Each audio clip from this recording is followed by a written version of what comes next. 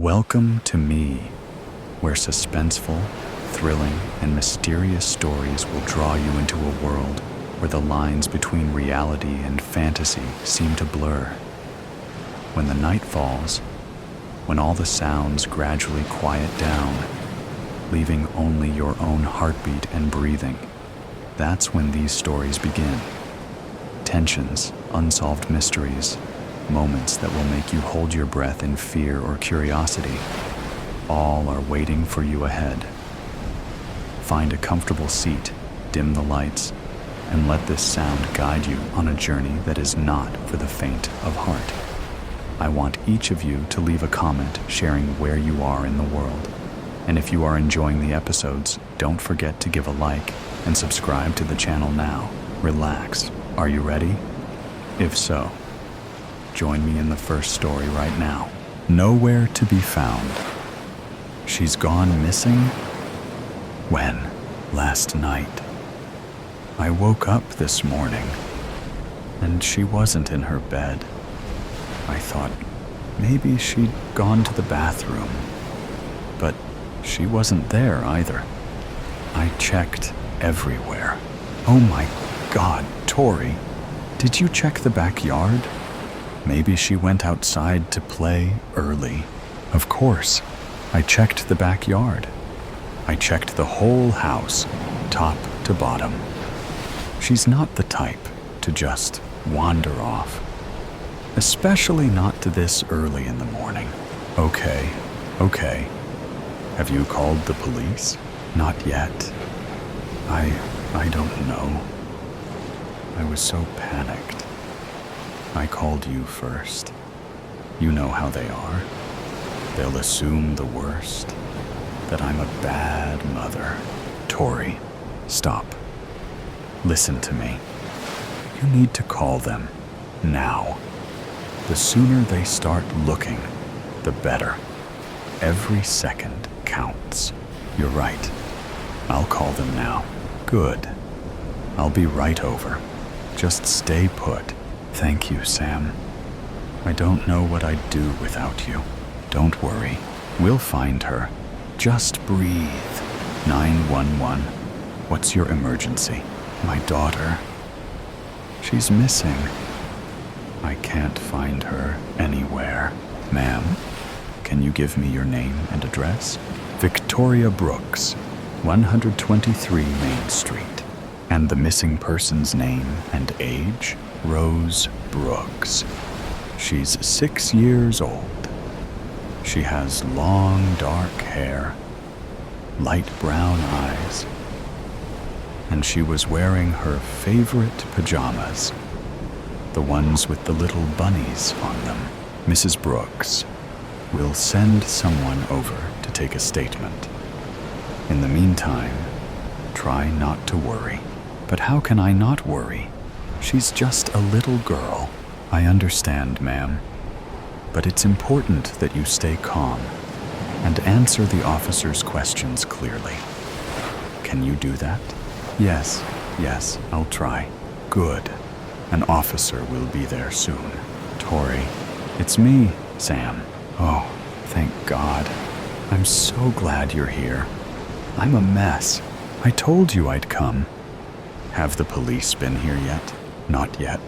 They said they'd send someone over soon. Did you find anything else? Any clues? Anything out of place? Nothing. It's like she just vanished into thin air. Her bed was unmade, as if she got up normally. But her favorite stuffed animal, Mr. Snuggles, is gone too. Mr. Snuggles? That's her little teddy bear, right? Yes. She never goes anywhere without him. It's strange. Maybe she took him with her. Did you check the windows? Are any of them unlocked? I don't know. I'll check. The one in the living room was unlocked, but it's too high for her to reach. Oh, God. Do you think someone took her? We don't know that yet, Tori. Let's not jump to conclusions. Maybe she climbed on a chair or something. We need to stay calm and wait for the police. Someone's at the door. I think that's them. Hello? I'm Detective Smith. You must be Mrs. Brooks. Yes, that's me. Come in. I'm here to ask you some questions about your daughter's disappearance. Of course, anything to help find her. Can you tell me what happened last night? I put Rose to bed around 8 p.m. I read her a story, like always. She was asleep within minutes. I checked on her a few times throughout the night, and she was sound asleep. But when I woke up this morning, she was gone. Did you notice anything unusual last night? Any strange noises? Any cars outside? Anything like that? Nothing. It was a normal night. We had dinner, watched a little TV, then got ready for bed. Everything was fine. What about her father? Is he in the picture? Yes, my husband. But he's deployed overseas. And you're sure you checked everywhere in the house? Yes, I'm positive. I even checked the backyard, the shed, the basement, everywhere. Did Rose have any friends or other family she might have gone to? Anyone she might wander off to see? No, she's only 6. She doesn't have any friends outside of school, and my family lives out of state. All right, Mrs. Brooks. We're going to start our investigation and let you know if we find anything. But before we leave, we'll need to take a look around the house, if that's fine with you. Of course, Detective. Anything to help find my Rose. Thank you. And please, try to stay hopeful. We'll do everything we can to find your daughter. I appreciate that, Tori. I'm going to go check the park down the street. Rose loves playing there. Maybe she wandered off there last night. That's a good idea. I'll stay here in case the police come back. All right. I'll call you if I find anything. Be careful, Sam. Hello? Tori, it's me. I found something. What is it? Did you find Rose? No, but I found Mr. Snuggles. It was lying on the ground near the playground. Oh my God. What does that mean? I don't know, but it can't be good. I'm going to call the police and let them know. Please, hurry. I'm coming over there right now. No, Tori, wait. The police wouldn't want us to contaminate the scene. Just stay at the house. But I know, but we have to trust them. I'm calling them right now. 911. What's your emergency? Hello, Detective Smith, please. Please hold. Detective Smith speaking. Detective, it's Samantha Jones. Sam, Tori Brooks' friend. I found Rose's teddy bear, the one she always carries around. It was just lying on the ground at the neighborhood park. What? Okay, I'm on my way. Can you stay there and make sure nobody touches anything? Yes, of course. Thank you. I'll be there soon. Tori, the police are on their way to the park. They're going to search the area. Oh God, I hope they find her. I know. We just have to stay positive. I'm trying, but it's getting harder and harder. I get it. Just hang in there. They'll find something.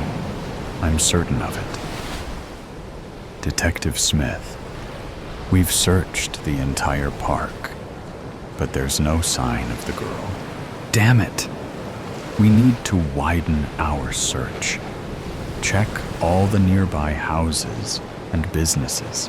See if anyone saw anything. Check security cameras. Anything. We need to find this little girl, and we're running out of time. Yes, sir. Tori. The police are widening their search. They're checking all the houses in the neighborhood, talking to people, looking at security footage. That's good, right? It means they're taking this seriously? Yes.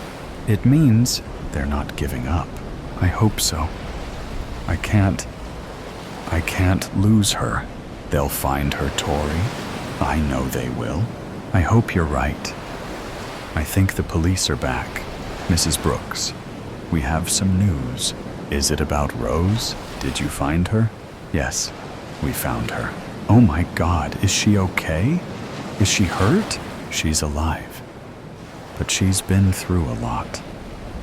We found her in an abandoned house a few blocks from here. She was hiding in a closet. Who took her? Why? Was she hurt? We're still investigating. But we have a suspect in custody. It appears to be a case of a kidnapping gone bad. The suspect has a history of similar offenses. Rose is being checked out at the hospital, but she seems physically unharmed. Oh my God, I can't believe this happened. I can't believe someone would do this. I understand. It's a terrible thing. But the important thing is that Rose is alive. Can I see her? Yes, of course. She's at the hospital right now. We'll take you there. Thank you, Detective. Thank you so much. You're welcome, Mrs. Brooks. We're just glad we could bring your daughter home. Rose! Mommy! Mrs. Brooks. I'm so glad Rose is okay. Me too. I can't believe this nightmare is finally over. I know it's been a long day, but it's a happy ending. Yes, it is. A very happy ending, but frightening nevertheless. We need to get you both home. But first, we'll need to speak with Rose. Detective, Rose has been through a lot. Could we do this tomorrow? Perhaps you could stop by the house around noon. Sure, I understand. I'll have an officer drive you all home. Thank you. And in the meantime, I'm never letting her out of my sight again. I think that's a good idea. Fear. Switch. My eyes were wide open now, pupils dilated, and blood freezing in my veins. I felt like my heart was going to jump out of my chest to get away from it all, since I couldn't. It was as if I had encountered Medusa and was turned to stone. I guess, if you think about it, the last feeling you're left with forever, when you realize your entire life will amount to nothing but a petrified, cold figure, is exactly this. Fear. Pure fear. The kind that makes you realize there is no escape, no chance to do anything to help yourself. These kinds of things never crossed my mind, 'cause I avoid situations that make me uncomfortable, anxious, and especially afraid. I'm not an adventurous person, someone who would seize the moment rather than regret it. But somehow, I ended up here, so scared that I'm unable to move, feeling a terrifying scream caught in my throat, unable to let it out, to even say a word, to ask for help. I knew I should have gotten out of this situation the moment I realized what I had gotten myself into. I shouldn't have come here. It all started this morning when my twin sister, Anne, asked me to go on a boat ride with her. She said she had booked it in advance and had been so excited to go with her fiancé. They paid for and prepared everything, but he got called into work and she didn't know what to do because they couldn't cancel. She didn't want to go alone. I couldn't say no. I could already see the disappointment on her face, so I agreed to go. I wasn't a big fan of the ocean, but a boat ride didn't seem too bad or demanding. After all, I'd just have to attend and sit through it. My mistake was not paying much attention to her yapping when she told me about it. Her speech was rousing, and I couldn't interrupt and ask her to start over because I wasn't listening.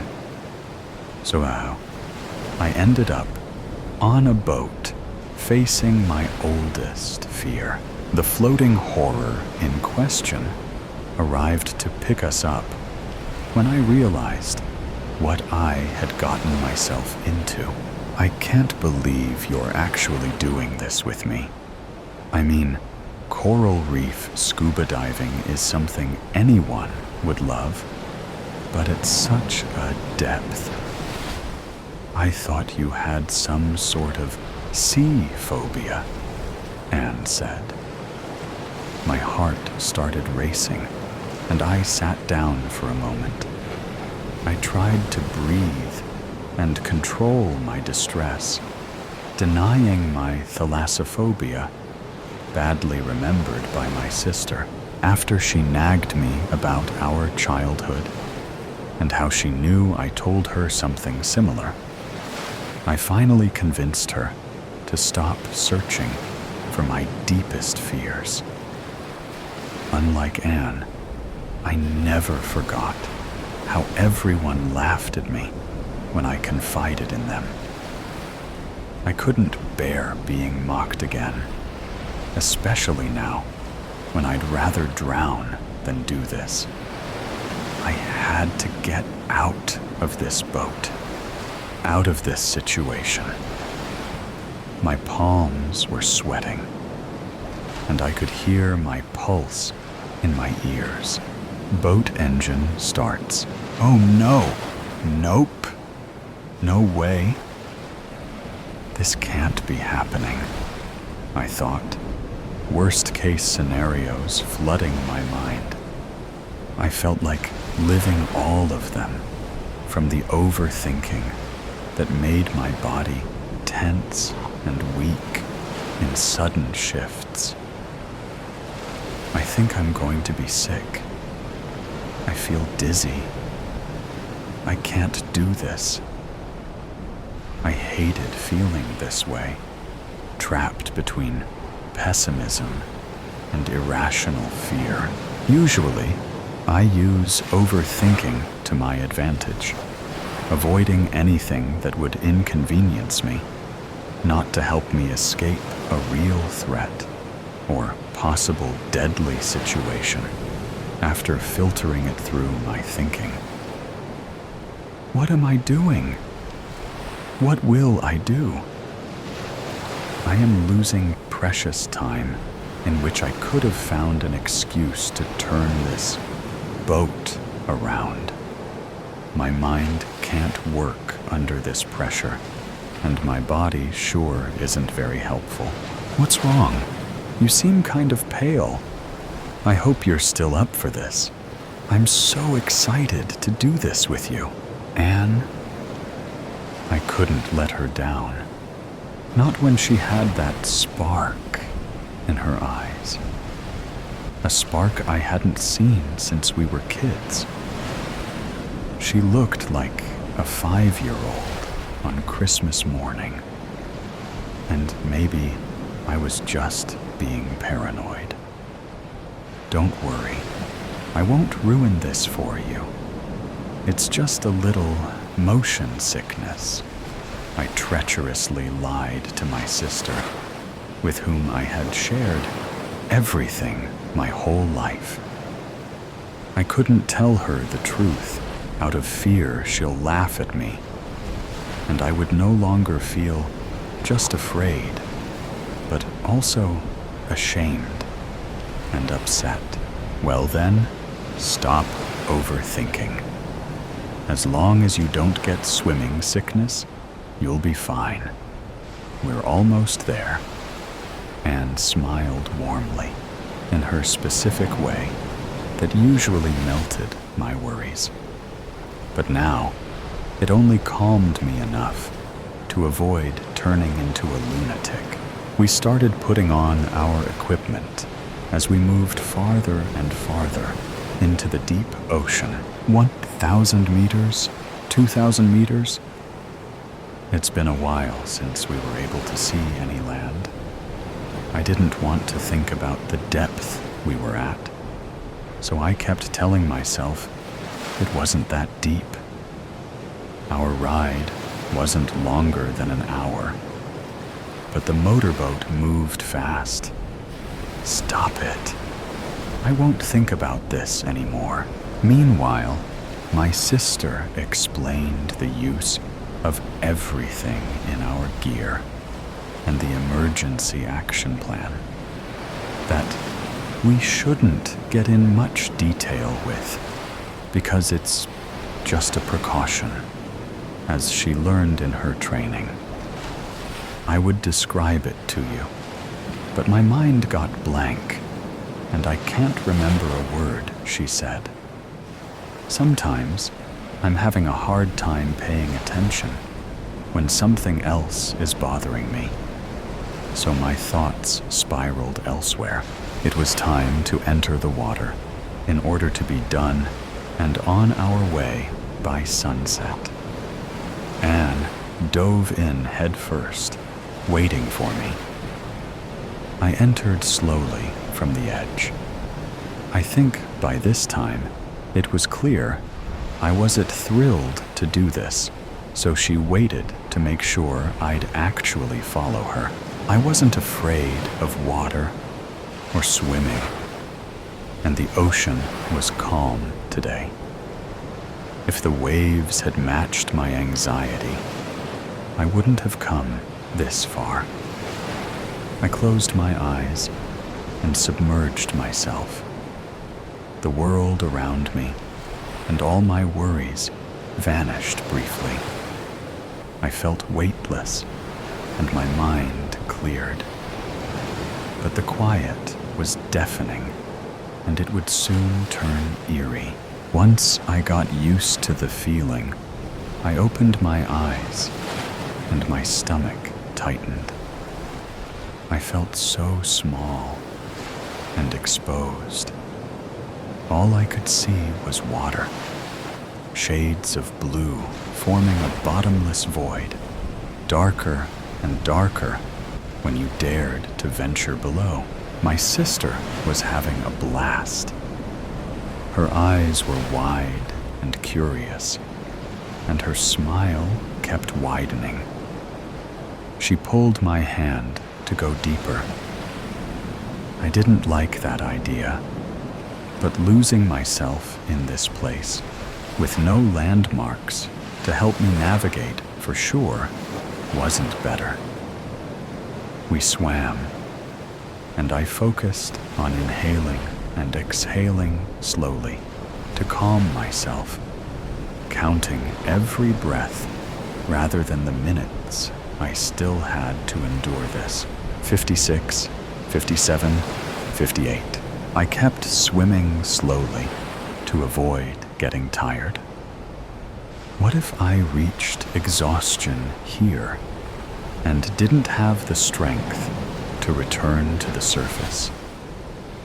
Cynical me gets all kinds of ideas, but they aren't important now, since I have bigger things to worry about.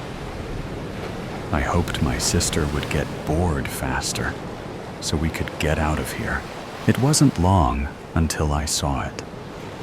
At first, I thought we'd been down here for hours, and the sky had darkened with nightfall. But I knew I was wrong, because a few moments later, the lighting changed again. I could see the warm daylight filtering through the surface, like it does through tree branches.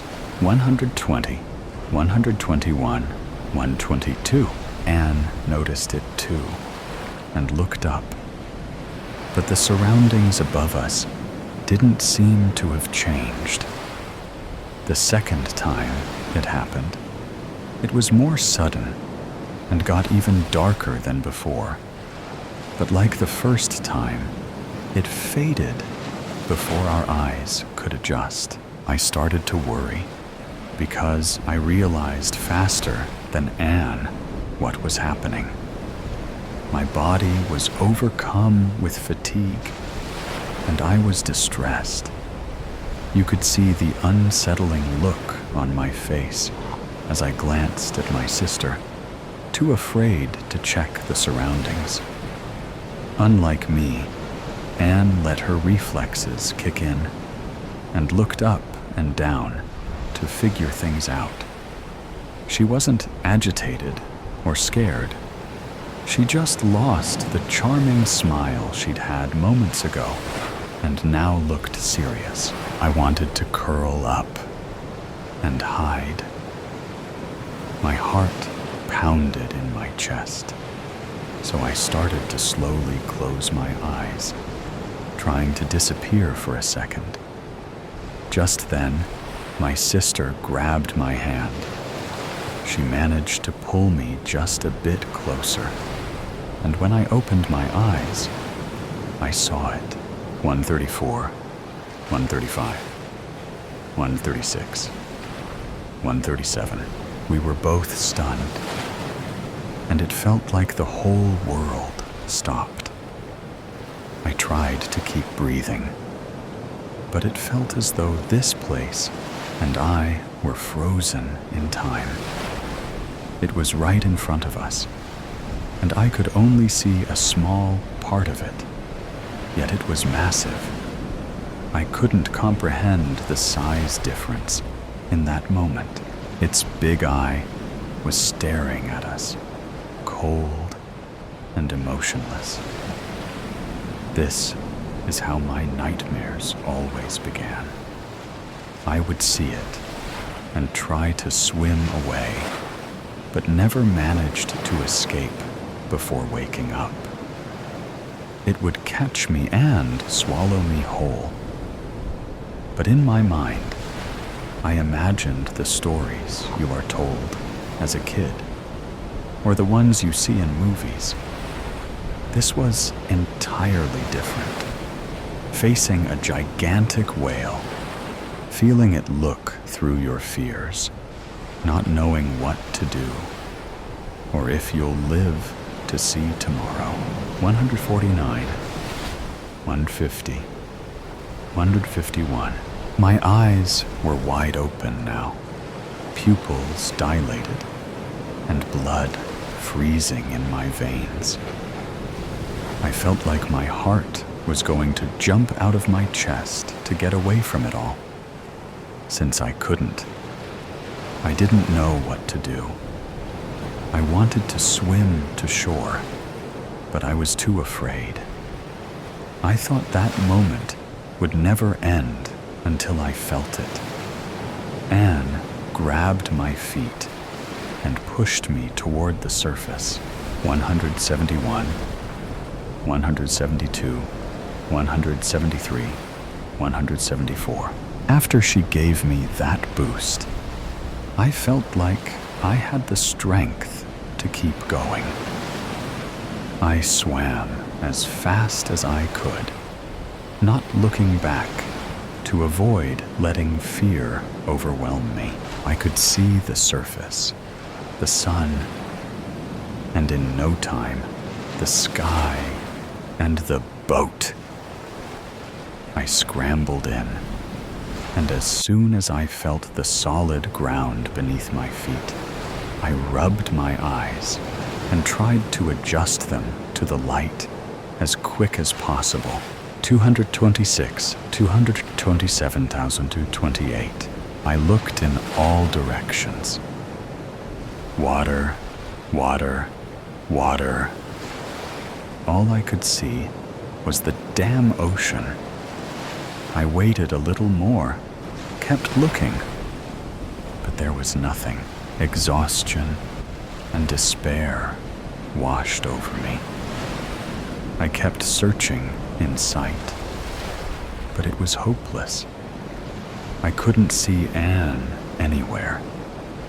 I collapsed onto the cold wooden deck, and tears started rolling down my cheeks. I felt like I was falling apart, so I just stood there for a while, sobbing. I thought about how foolish I'd been not to tell her. Everyone laughed at me for nothing.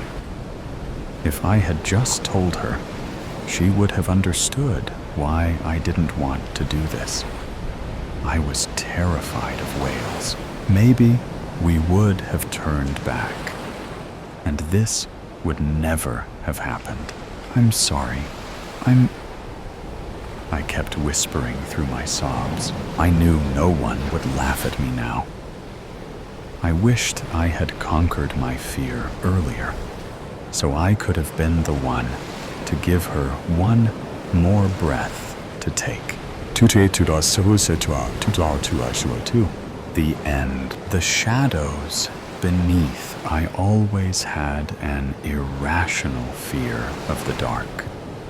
Not in the typical sense, where shadows seemed to slither and stretch out from the corners of my room at night, but in the more insidious way, where the darkness crept into my mind.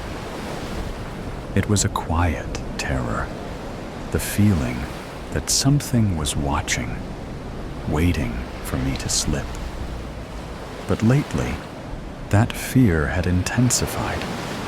I could no longer tell where the line between reality and nightmare began to blur. It started innocuously enough. Strange dreams, vivid and unsettling. They were always the same. A vast, endless hallway with doors lining the walls, each leading to a room I had never seen. But the worst part was the figure at the end of the hall. It was always the same faceless shadow.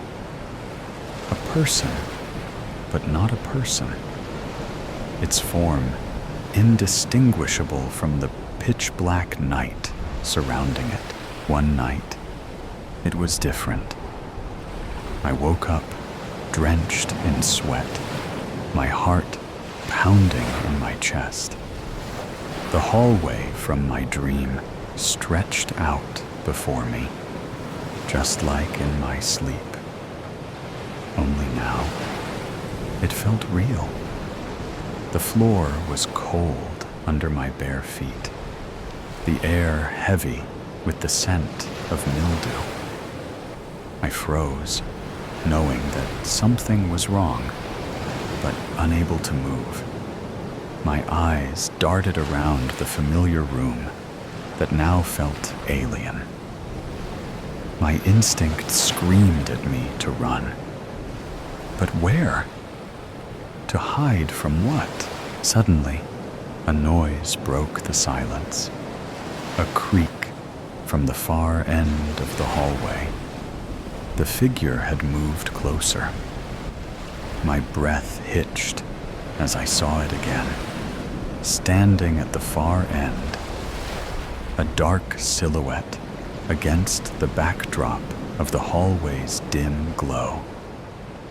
No matter how many times I tried to look away, the shape seemed to grow, inch by inch, its presence more overwhelming.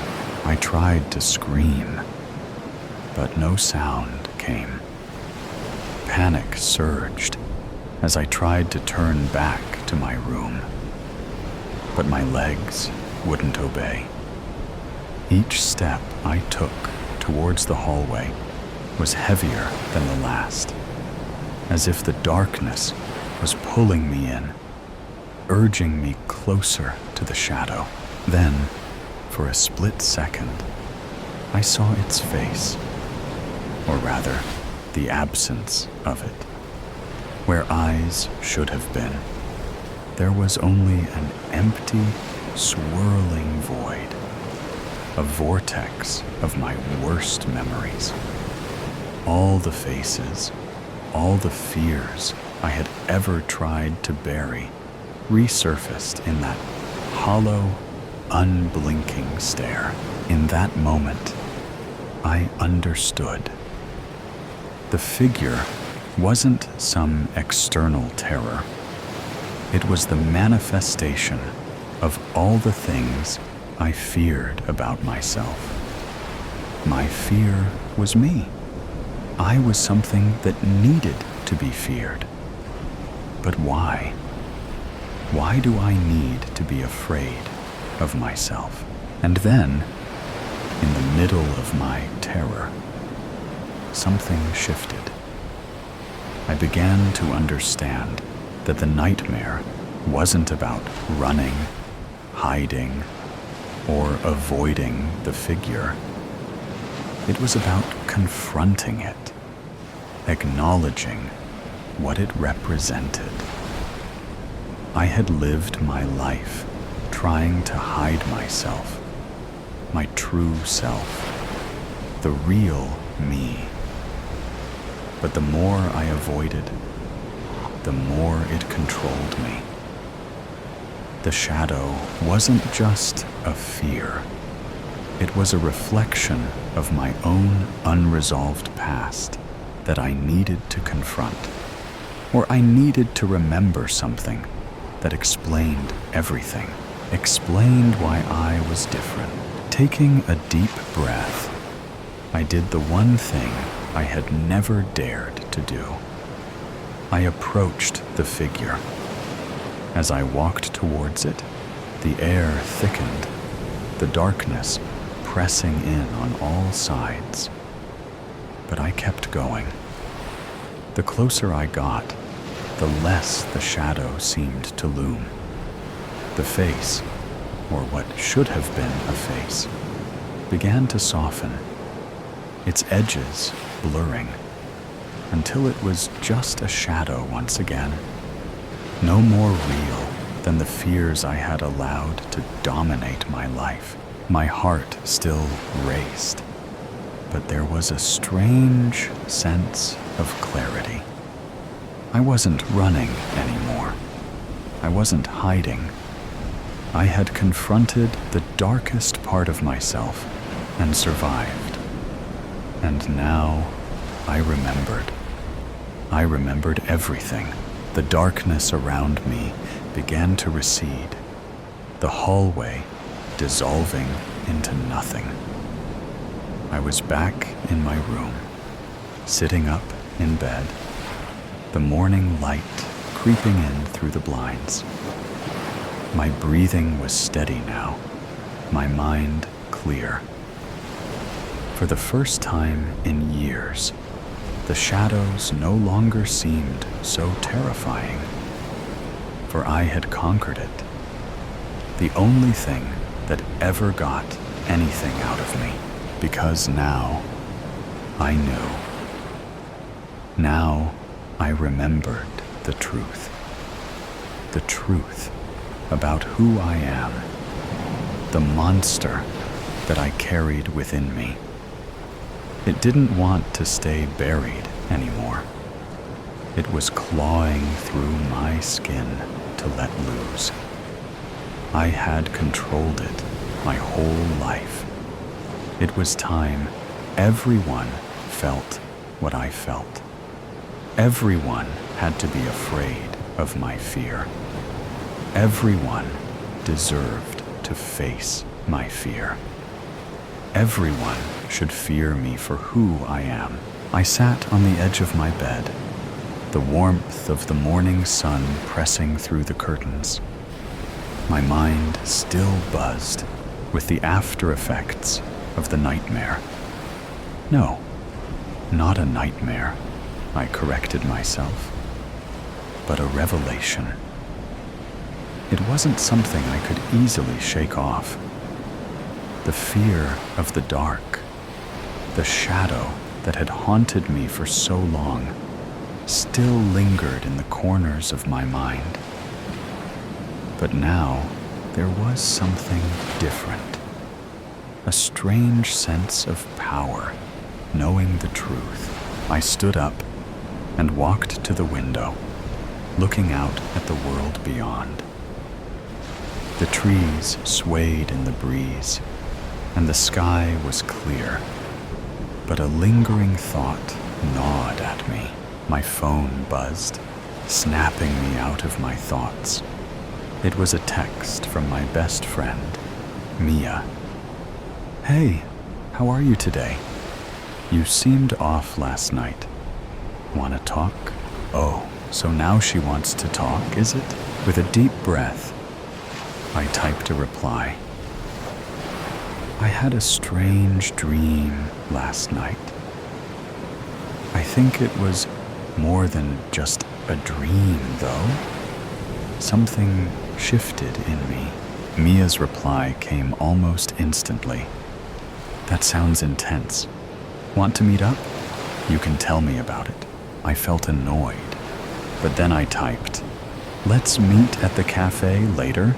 Mia was my best friend, but it always felt like she always only reached out when she wanted something. I had always been good at reading people.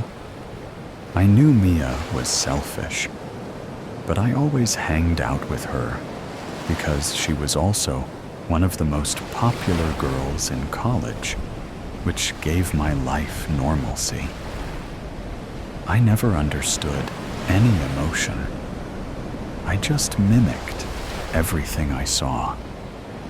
I always knew something was different about me, but today I knew why. As I prepared for the day, I couldn't shake the sense that something had changed within me. The shadow I had confronted might have vanished for now, but it had left a trace that was now pushing me to look deeper inside myself, to explore what was beneath the surface. Later that afternoon, I arrived at the cafe. Mia was already there, sipping a cappuccino and scanning her phone. She looked up when I entered, her face lighting up with a welcoming, fake smile. I was now sure that Mia needed something. The strength needed to suppress the urge to eye roll was tiring. Sometimes I wondered, why do I even bother? I took a seat across from her, the comforting hum of the cafe's atmosphere easing my nerves. I glanced around the cafe. It's strange, really, how people go on with their lives, oblivious to the fact that they're just players in a game I'm not really interested in. They feel things, emotions like guilt or joy or sadness. They let these things rule them. But not me. I don't let emotions get in the way. They're distractions.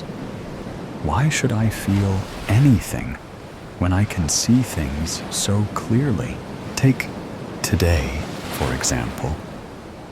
I'm sitting across Mia at a cafe, and she's talking about her day. Something trivial, like how her boyfriend Cole was rude, or how her coffee wasn't as hot as she'd wanted it. I can see her eyes light up when she talks, how she leans in slightly, waiting for my response. She thinks I'm listening, that I care, but I don't. The words she's saying don't matter.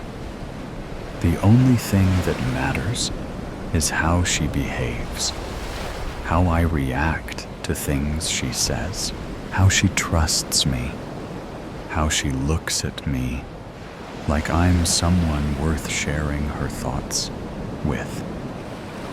I give my just enough attention to keep her interested. That's all I need. I can tell what she's going to say next without even having to think about it. People are predictable. They are creatures of habit. Emotions are just their patterns, their responses to external stimuli. They don't make them special. They're just machines that respond to certain things, like I do. The difference is, I don't get tangled in those responses. They're useful, though. Understanding them, manipulating them, it's like a game of chess. You move them around until they do what you want. She said that we could talk about my dream. But here we are, talking about how awful of a boyfriend Cole is. I just hope she doesn't cry. Because today, I don't think I can put up with this anymore. Cole just yelled at her for not deleting an Instagram post he didn't like. He never understood her. She says it like it matters. The vulnerability in her voice, that little crack that betrays the illusion of control. It's almost amusing.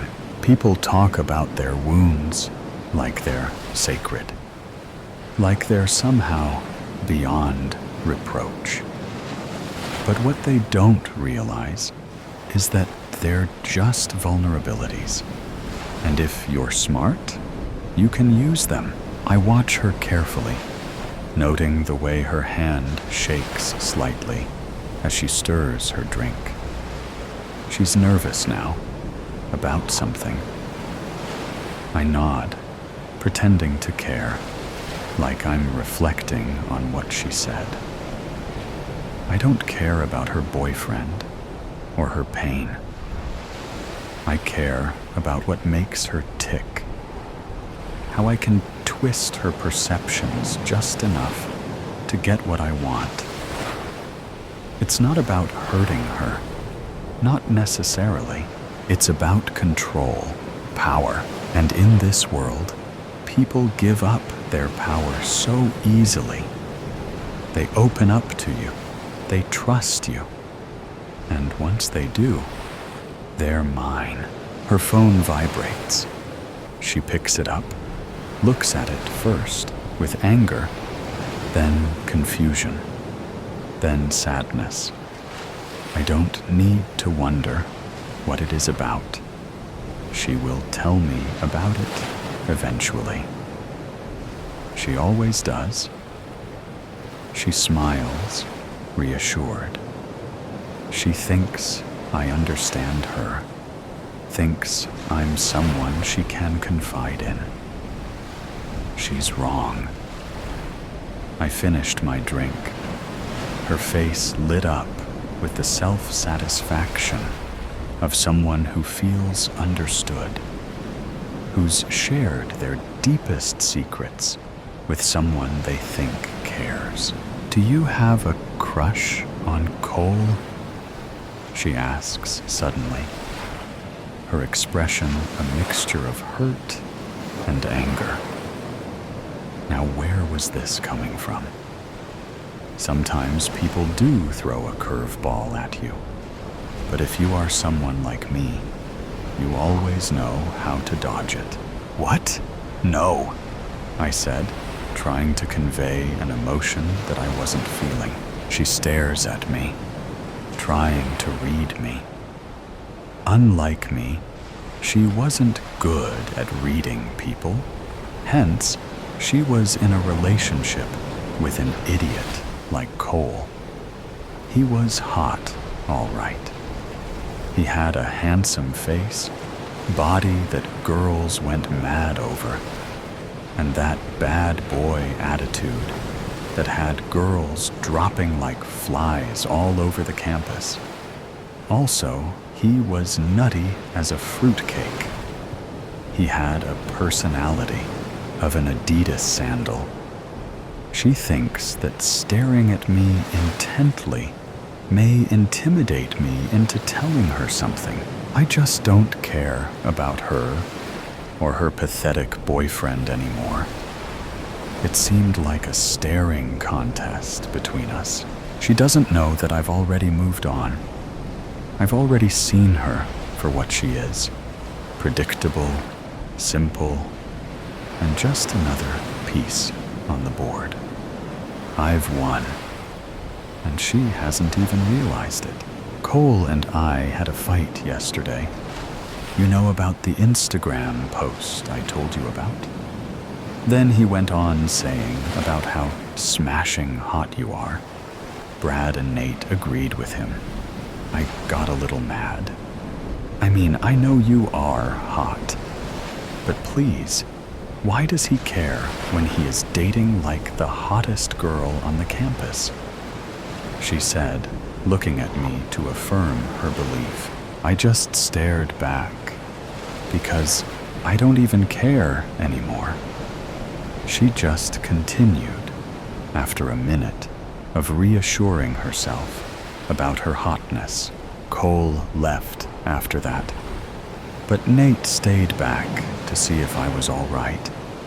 And then he said that Cole has been getting a little obsessed with you lately, ever since he came back from visiting his sister's family at Jacksonville. Now this is interesting. Jacksonville is where I was born, also the place where it all began. Now what is that steroid-filled Adidas sandal up to? Looks like he isn't as much nutty. I just smiled at her. Oh, come on, girl. I wouldn't even talk to Cole. You know me. I would never betray my bestie for another man.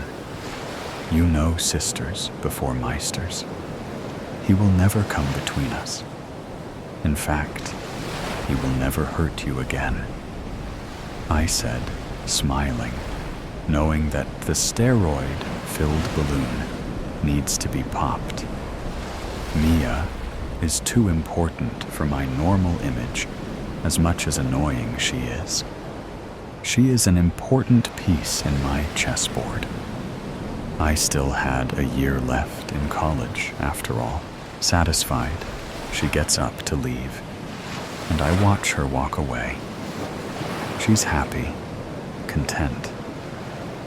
She thinks we've shared something meaningful. That's the beauty of it. The beauty of not caring. People will always be eager to give you what they think you want. They'll hand over their trust, their secrets, their love, if you know how to ask for it, if you know how to play the game. I look out the window, the sunlight spilling through the glass. The shadows outside, stretched long and dark across the street, no longer seemed as menacing. The shadow hadn't vanished entirely, but it didn't need to. It was part of my story, part of what made me who I am. And by facing it, I had taken control over my own narrative. As I sat there thinking, I felt a sense of clarity I hadn't experienced before. There was still work to do, still parts of myself to uncover and accept. But I wasn't afraid to keep moving forward. After all, the worst of it, the part that had kept me locked in fear, was already behind me. My phone vibrated. Hey, it was a text from Cole. I called him. I just couldn't text him, for I already knew everything. I asked him to meet me at the Lover's Cliff. It was just a secluded cliff on the top where all of them went to make out. Cole, the steroid-fueled cupcake, thought I asked him to meet there because I wanted to make out. I drove and waited for him there. I was scared.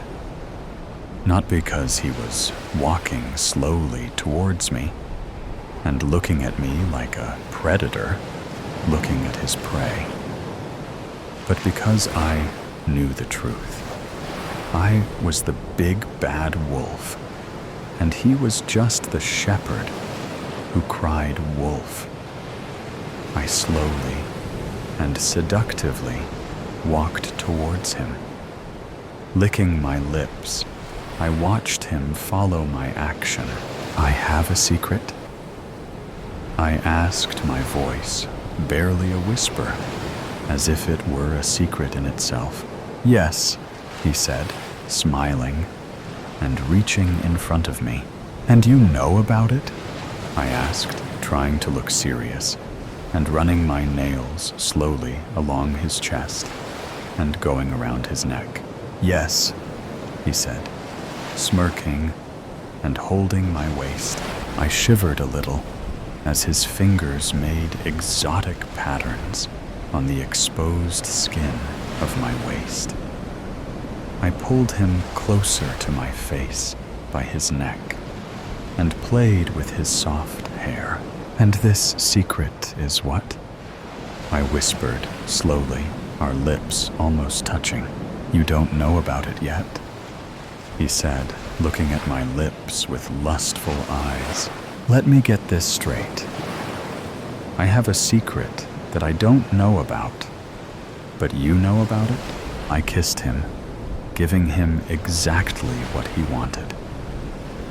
The kiss was slow at first, then it turned to a battle for domination. He thinks he knows me. He believes he knows my secret. I let him get his way for a few seconds, and then pulled his hair, which made him open his mouth, and I let my tongue in to show him how it's done. He didn't mind, really. Two can play the game. He was about to grab my ass when suddenly I pushed him, and down he fell. I am sorry. You knew my secret. You had to die. Nothing personal, really.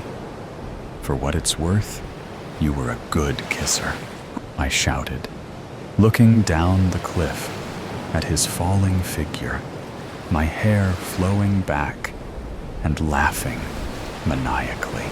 Henry was average in almost every measure of the word. He worked in a company that, like himself, was totally and completely ordinary. Nothing he did on a day-to-day basis mattered. And that was just the way he liked. All that changed, however, when he showed up to his office one day. He'd been there for a few hours at this point, mindlessly typing away at his keyboard, when a thought occurred to him. Why had it been so quiet? Now, usually, he was the first one to the office and quickly settled into his desk. He would close the door and get lost in a sea of numbers and words. Still, though, Henry would always hear some chatter from behind his door.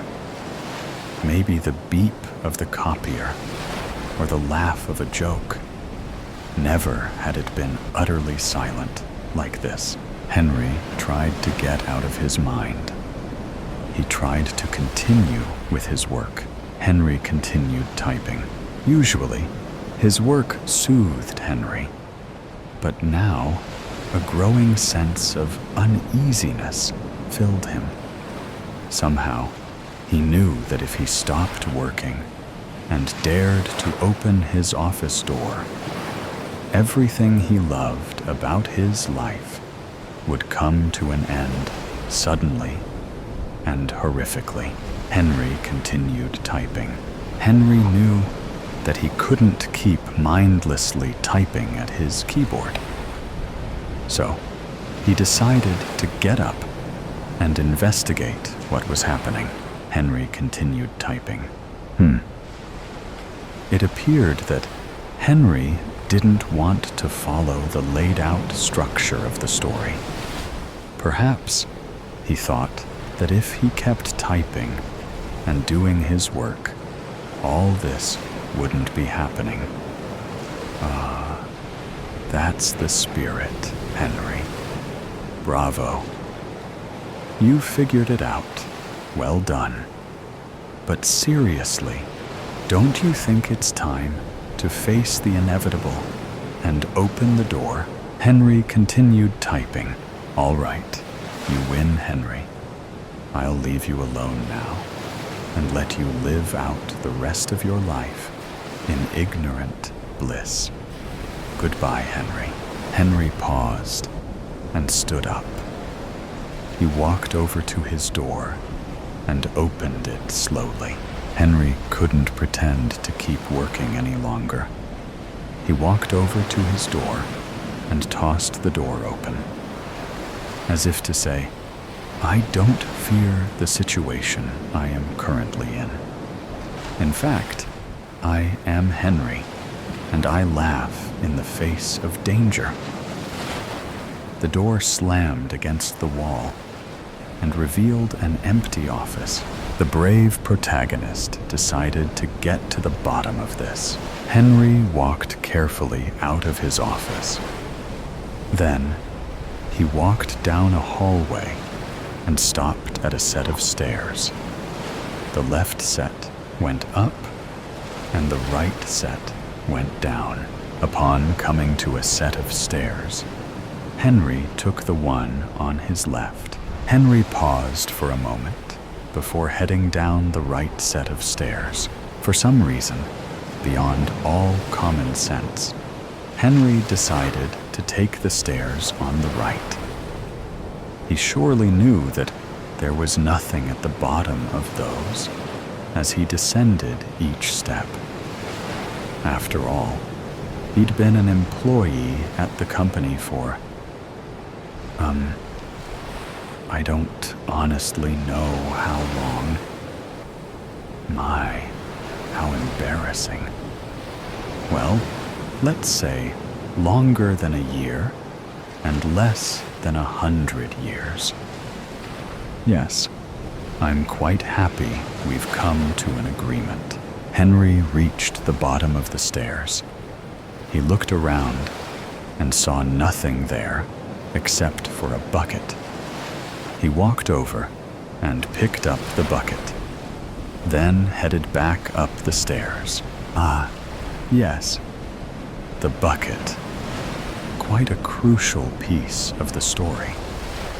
I'm glad you spent all that time walking to the bottom of the stairs for a bucket. Henry made his way to the original fork in the stairs and went up this time. An eerie feeling began to creep into Henry. He hoped that maybe he had just missed a memo and everyone was in an early morning meeting. They were rare, but did happen from time to time. Once he reached the top of the stairs, he walked through an open door and into the meeting room. Henry clutched at the bucket dearly. The bucket was a soothing presence for Henry and comforted him. He needed every bit of comfort he could manage because the meeting room was completely empty. Not a sign of life except for half a box of donuts from the day before. Henry quickly walked through the room and into the hallway. After a short while, he came to 3 closed doors. On the left was a red door. In the middle was a purple door. On the right was a green door with a sign on the front that read, "Do not enter unless you wish to be fired." Henry knew he should enter the door on the right because that was his boss's office. If someone knew what was happening, it would be his boss. He would have to risk the chance of being fired.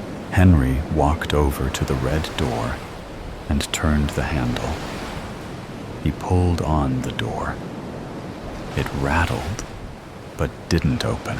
Without a second doubt, Henry knew he should go his boss's office. So he entered the door on his right, the green door.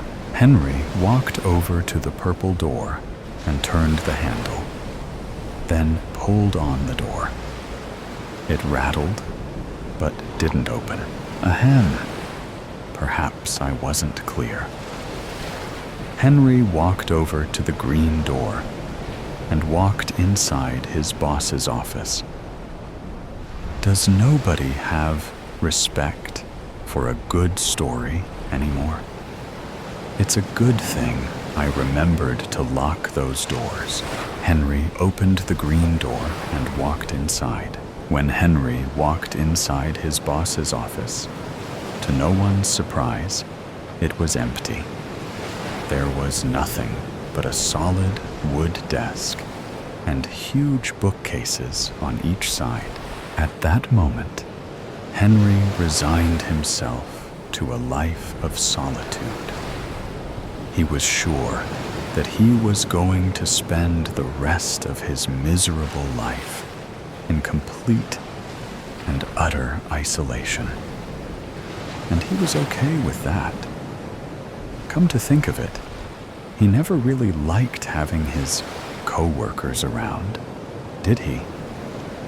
Sure, he didn't hate the small talk or the company meetings, but he was certain he could come to terms with being without. It may even allow him to focus more completely on his work. Then, a horrible thought crossed his mind. How would he work if there was no one to send his completed documents to? Truly a tough one.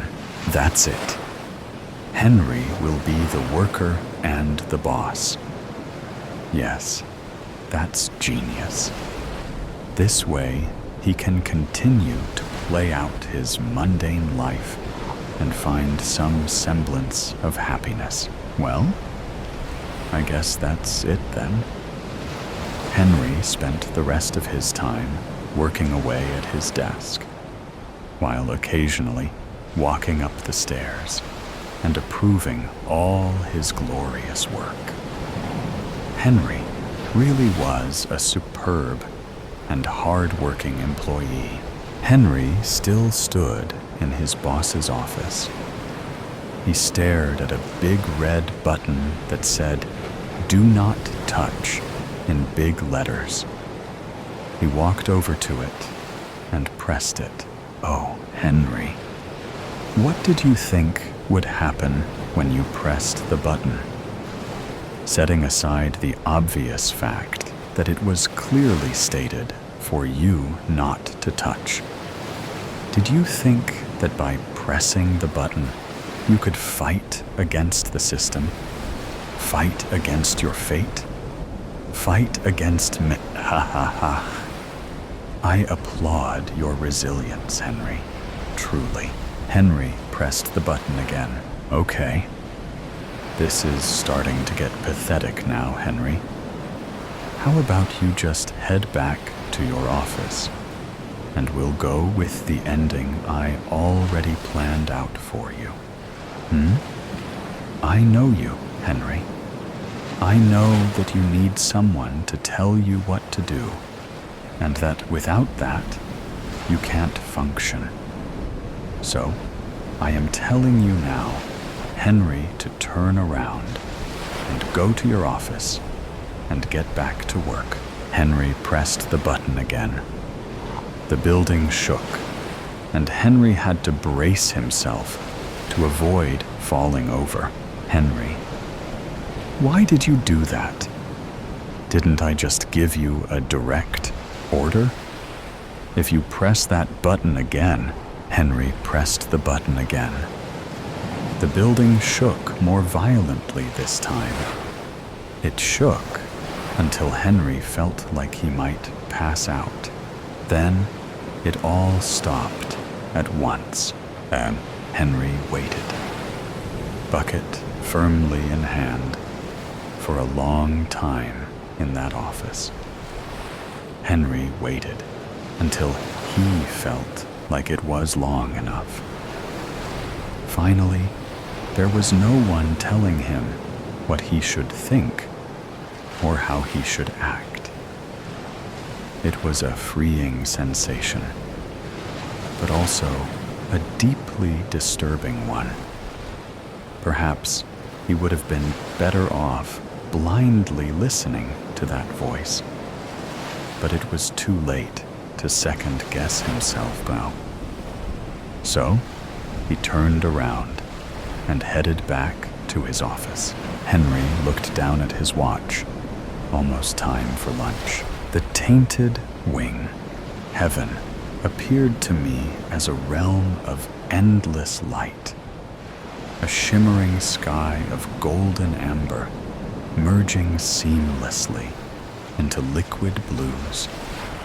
The feeling surrounding me was one of tranquility and unshakable joy, where time was irrelevant, and every breath irrepressible love. I remember the moment I descended from my sanctuary, plunging through the ether toward the fractured world below. It was within the void that I first encountered the presence of something aberrant. The journey between realms was meant to be swift, a seamless passage through the celestial streams. But as I soared, the path dimmed with a malevolent blackness, and the fabric of the space rippled with evil. Through the growing shadows came a terrifying, rasping whisper. "You are not welcome here, Harold. Turn back, or be risk being unmade." I did not answer. I would not allow the darkness to divert me from my task. Yet, as I pressed forward, a figure emerged from the darkness, towering and twisted, its wings black as coal, and eyes flaming with a scorching crimson light. "You dare enter my domain?" it roared. "Your light has no place here." My grip tightened on the blade of light, meeting the creature's fiery gaze. "I go where I am commanded. No evil or darkness shall detain me." It laughed a guttural sound. "Such arrogance. Do you think your Lord's favor shields you from that which dwells below? I was once encompassed in light, entrusted with glory. But now I am free from the bonds of servitude." "Your freedom is a shackle," I replied, my blade igniting brighter. "Your pride cannot comprehend the absolute wholeness within the light." The creature snarled. "Then let me show you the cost of your so-called light." Before I could react, it lunged. The collision sent shockwaves through the void, and I felt the force of its hatred battering against my essence. We fought, our wings entangling in a deadly dance. My blade of light clashed when meeting its talons. each strike sending sparks of celestial energy cascading into the darkness. But the creature was stronger than I had anticipated. With every blow, I felt my light dimming. "You cannot win here," it hissed, talons scraping against my blade. "Every moment you remain, your light dims." "Our light dims," I countered, driving my blade forward, narrowly missing his scarlet eyes. "When we cease to fight for the light." The clash intensified, a deadly dance of wings and steel. "You will fall, just as I did," it sneered, crimson eyes glowing brighter. "Even the brightest stars burn out." I steadied myself, summoning strength. "Stars may burn out," I said, with a voice that belied my weakness. "But their light endures for eternity, and so will mine." With a cry reverberating into the ether, I surged forward, blade blazing. The creature clawed at me, its touch searing with poison. Black veins spread across my arm where it struck, its inky black substance sinking deep into my being. "You are already mine," it hissed, its voice dripping with malice. "Even if you flee, you will carry me within you." An unfamiliar panic surged through me, clawing at the edges of my resolve. Refusing to succumb, I channeled my strength into a singular strike. My blade erupted in a brilliant burst of light, forcing the creature to recoil, its twisted form retreating into the engulfing shadows. Without waiting to see if it would pursue, I fled, my wings straining against the weight of the infection. The void was no longer a passage, but a battlefield, the very fabric of it forbidding and hostile. Behind me, I could hear the fallen one giving chase, its laughter a cruel mockery. By the time I broke through the veil and into the mortal realm, I was not the archangel I had been. The corruption had spread, tainting my wings and dimming my light.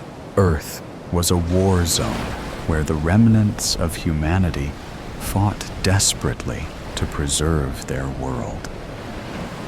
The skies, encased with blackened clouds, rained ash and fire. The ground a scarred wasteland, littered with the ruins of cities and the skeletal remnants of forests. Machines of war, titanic constructs of iron and fire, roamed the bleak landscape, their mechanical limbs crushing anything in their path. The war began with countries battling over resources, then escalated into sinister desolation as biochemical weapons ravaged entire populations, leaving cities barren and eerily silent. The land was poisoned, the soil blackened, and the rivers ran thick with a dark sludge.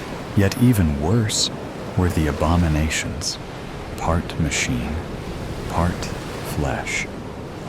Their forms were grotesque, with jagged metallic claws and eyes an unnatural orange.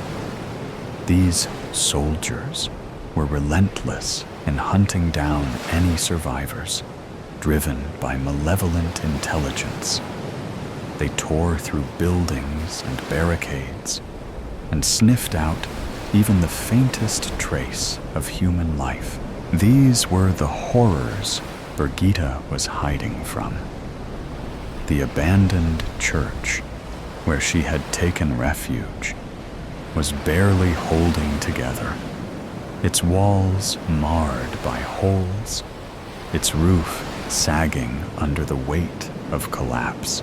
She had barricaded the doors with broken pews in a futile attempt to keep out the beasts. "Mama," her son whispered, "will the monsters find us?" Birgitta knelt beside him, her hands steady despite the terror gnawing at her. "Nei, Elskling," she whispered quietly, brushing a lock of golden hair from his forehead. "We're safe here. I promise." But even as she spoke, distant explosions shook the fragile walls of the church. Birgitta closed her eyes, pleading silently with an unseen God. "Please," she whispered, her voice breaking. "If there is anything left of mercy in this world, protect my children." I found her in a hollowed-out church, her prayer guiding me through the chaos. The woman knelt before an altar, her children huddled close. A boy, no older than 5, clung to his sister, barely a toddler, who lay nestled near him on a blanket. Her voice was rich and warm as she hummed to them, trying to soothe their fears. The echo of my footsteps on the stone betrayed my approach. Her head jerked up, eyes flashing with fear and defiance. One hand gripped a tarnished knife, while the other wrapped protectively around her children. Her long blonde hair, tangled and unkempt, framed her face like a wild halo amidst the grime and chaos. "Who are you?" she demanded, her voice hostile and raw. "A messenger," I replied, my voice strained. The poison had reached my throat, turning my words ragged, as though spoken through a veil of splintered glass. "Do not be afraid." "Afraid? You think I fear you more than what's out there?" She gestured to the collapsing walls, where the thunder of the ravaging war rattled the silence. "Not me," I said softly. "You've prayed for hope, and I've been sent to you to deliver it." Her laugh was bitter. "Hope? What hope is left? We're starving, freezing. My husband's gone, and the monsters will find us soon enough." Her hands moved to draw her children closer. "What hope can you possibly bring?" I knelt before her, my wings folding awkwardly, just a vague glimpse of their former glory as she glared at me, her chest heaving as flickering sparks from the firelight danced past her gaunt face. "What hope do you bring?" she whispered, this time softer. "The world is burning." "Yes," I said. "But within the fire, there is a spark. You are that spark, Birgitta. You and your children are the very reason humanity endures. Your love, resilience, and bravery in the face of ruin are acts of creation amid destruction." Birgitta's lips trembled, tears spilling over her cheeks. I'm just a mother," desperately trying to keep her children alive. How can that matter? I reached out, the flesh on my fingers blackening, cracking, as the infection spread into every cell. I dared not touch her, fearing what my corruption might bring. It matters. You have chosen to love in a world that has forgotten how, I said. Every second you hold them close, every breath you take, despite the odds, you resist the darkness. That is hope. Brigitta's shoulders sagged, the knife slipping from her grasp to clatter on the floor. "What are you?" she whispered, her voice barely audible. "I am the Archangel, Barakiel," I said, the name falling from my lips softly. "And I bring what light I can, even as I coughed, a rasping sound echoing across the hollowness of the church. Warm, dark, viscous material trickled down my chin, a vivid marker of the infection that tore through me, relentless and unforgiving. Brigitta's eyes flicked to the sticky black trail, then back to my face, and I saw the flicker of something. Fear, pity, something fleeting, before she caught herself and steeled her expression. "You're one of them. Some kind of abomination," she hissed, her voice quivering with a hint of disbelief as she snatched up the knife once more. "Not as you might think, but I have been infected by one," I admitted, the truth cutting through the air between us. The darkness seeps in faster than I can fight it. But even in my brokenness, I still see the light in you and declare the hope you need is within you. The air, sharp with smoke and blood, trembled with the low growl of something abominable, inhuman, its grotesque form huddled in the dark, with eyes glistening like obsidian and claws like steel. "Scouts," Brigitta whispered, her voice breaking, taking a step back, clutching the knife tightly in her palm. "They know we're here." A snarl echoed from the shadows, making Brigitta flinch. Her eyes, wide with fear, darted to me anxiously. The searing ache in my chest grew as the infection burrowed deeper, feasting on my essence like a relentless parasite. I could feel the creeping chill that whispered dark promises of what I would become if I failed to return to the heavens before time ran out. I looked at her, my heart hammering, my angelic nature slipping away. The dark veins under my skin pulsed, black and raw, and I could feel the last shreds of my divinity slipping away. "I won't abandon you," I murmured, my voice tense as the suffocating taint wrapped tighter.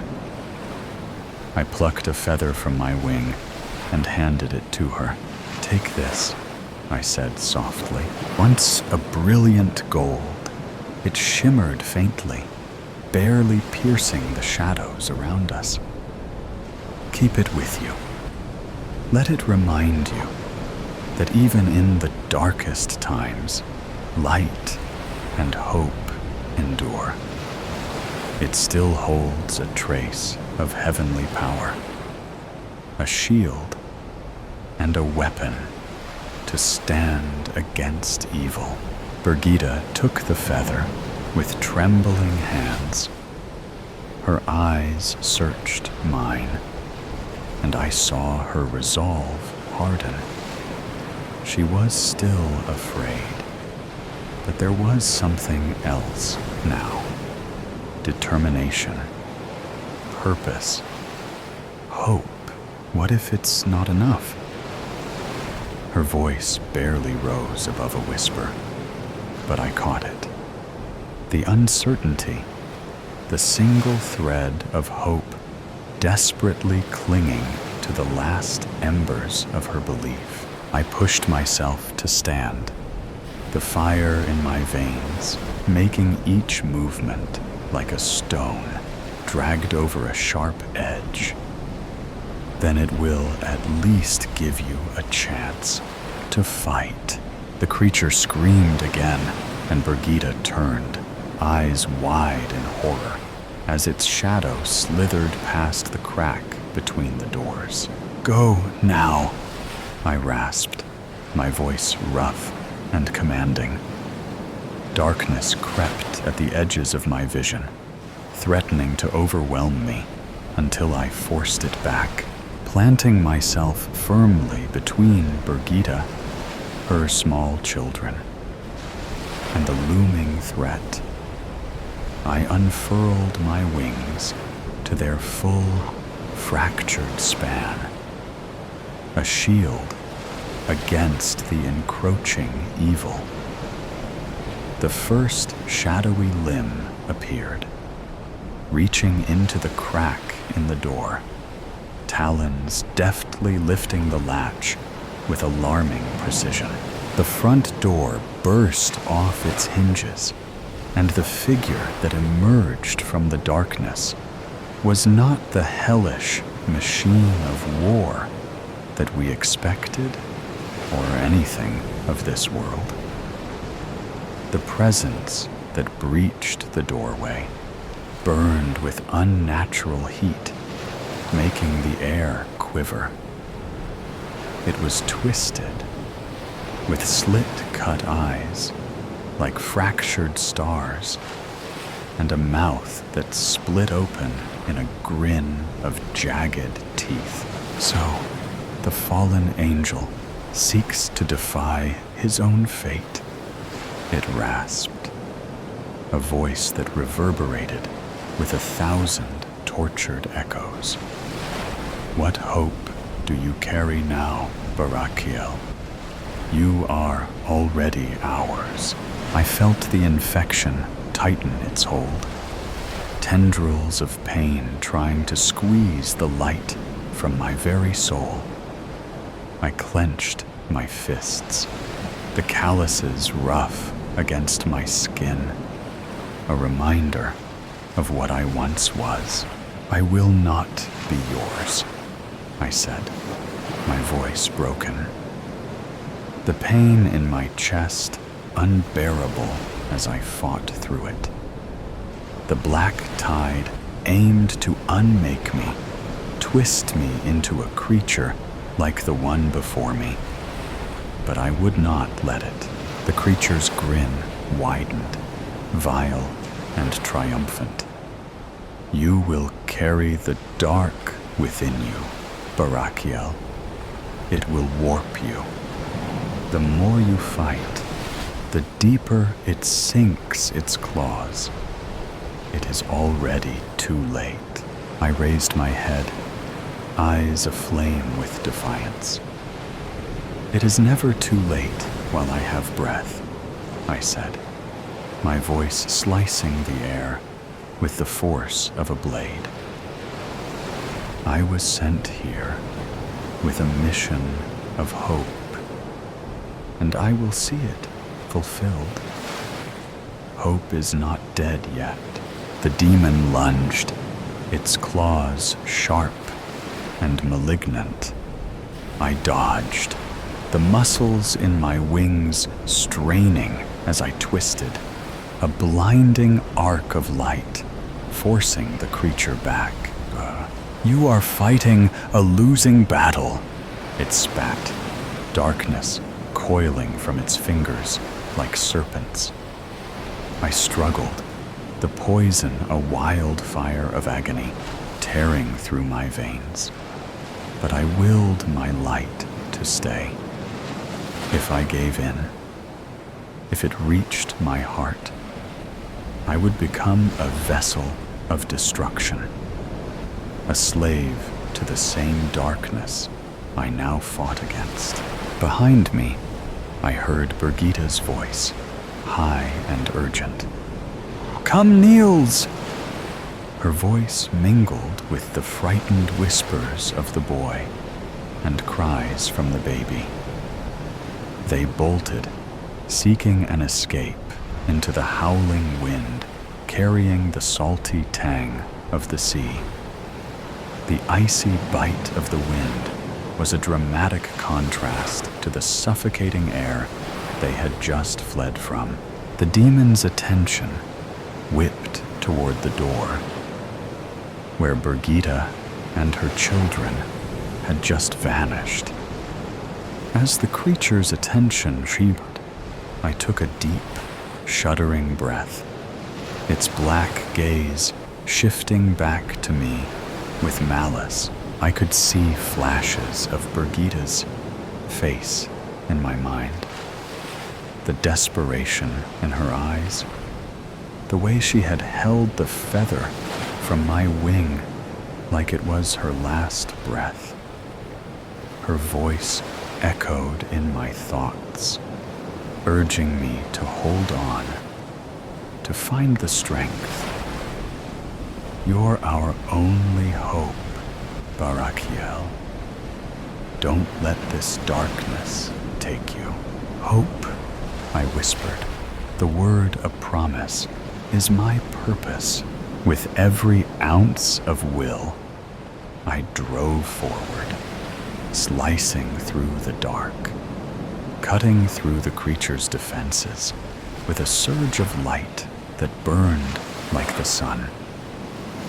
I summoned all that was left of my divine power, casting it into the heart of the aberration, and a final, blinding light sent the darkness sprawling, leaving a broken shadow at my feet. The air shivered, thick with the scent of burnt anguish.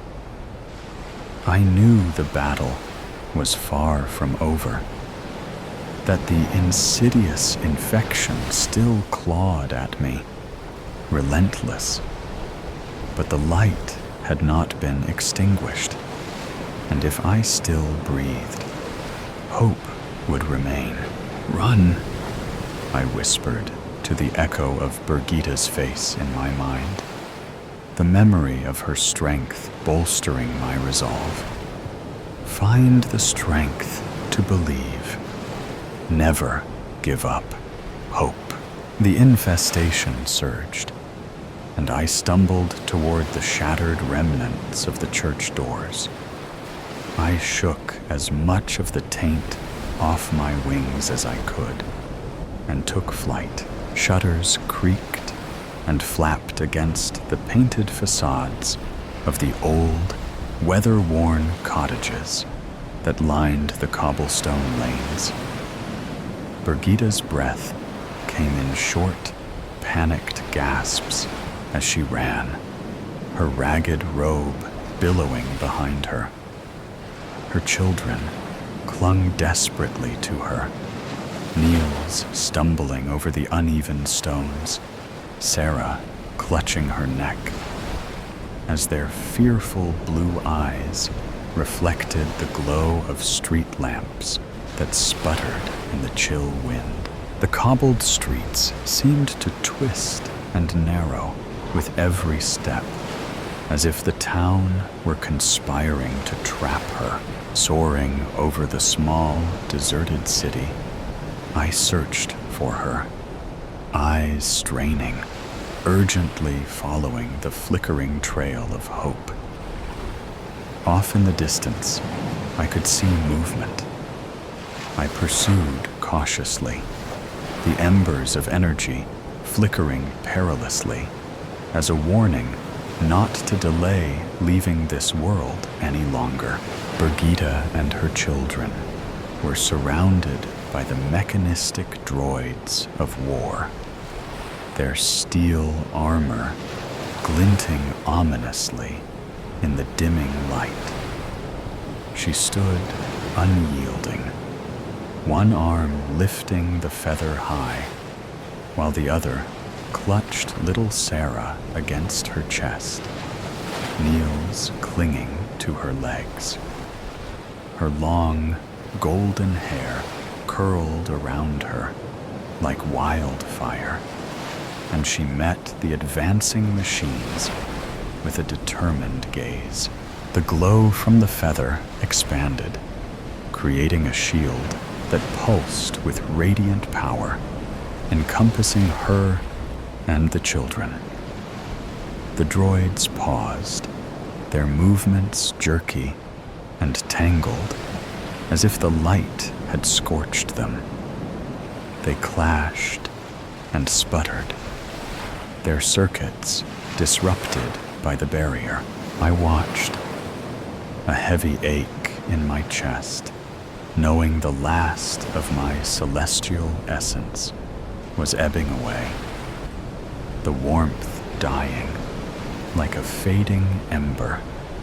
Birgitta's eyes caught mine one last time, fierce and steadfast, as the shield held strong against the approaching metal horde. Her courage propelled me to find the strength to fight the infection's grasp.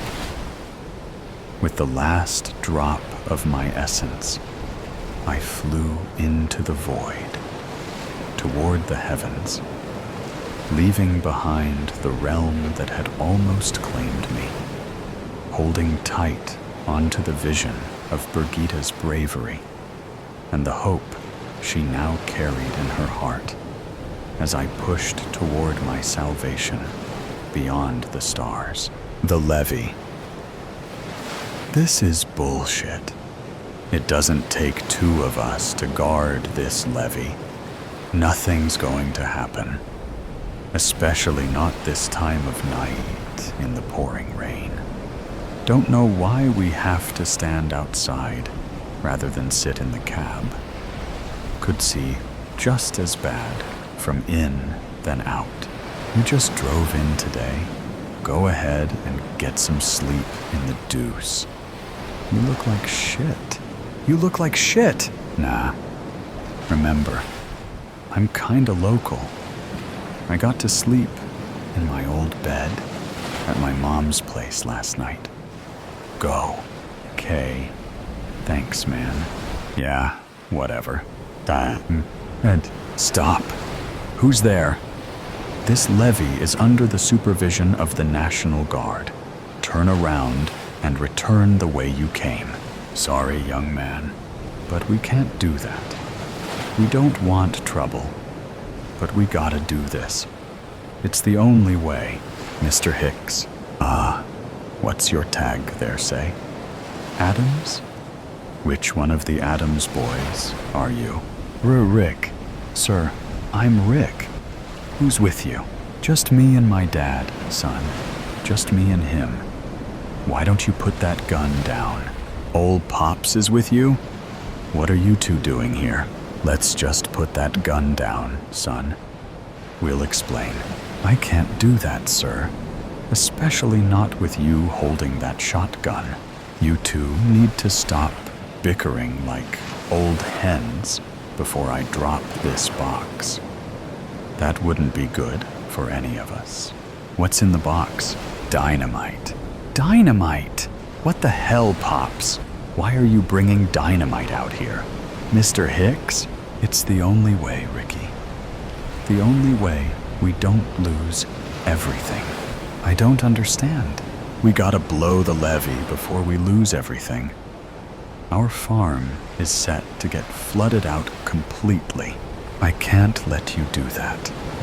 I'm really sorry about the farm, but I can't let you do that. I've got orders to shoot, if necessary. We have to protect this levee. You wouldn't shoot me, Would you, Ricky? After I coached you all those years in Little League and Pee Wee? I'm the one who coached the high school to state the year you won that fancy scholarship and hightailed it out of town. Come on now, let us through. No, I'm sorry. But you're talking about saving 1 or 2 farms. On the other side of this levee, there are over 50 homes with young families, with little kids asleep in their beds. Bullpucky boy, we heard the evacuation orders for the whole area on the radio. Ain't nobody there. They were even going to evacuate the old folks' home. This one keeps trying to put me in. We waited 2 days. Everybody should be gone. We ain't no murderers. That's exactly what you're about to be. If you've been listening, you know that evacuation didn't happen. My grandmother's down there right now. And all those families. What Amy's do you mean down didn't happen there? What? You said you've been listening to the radio. Well, power went out a bit after the evacuation orders were first announced. What do you mean it didn't happen? The levee up toward Summitburg on the other branch failed. It took out the island bridge. They can't evacuate. You said aim.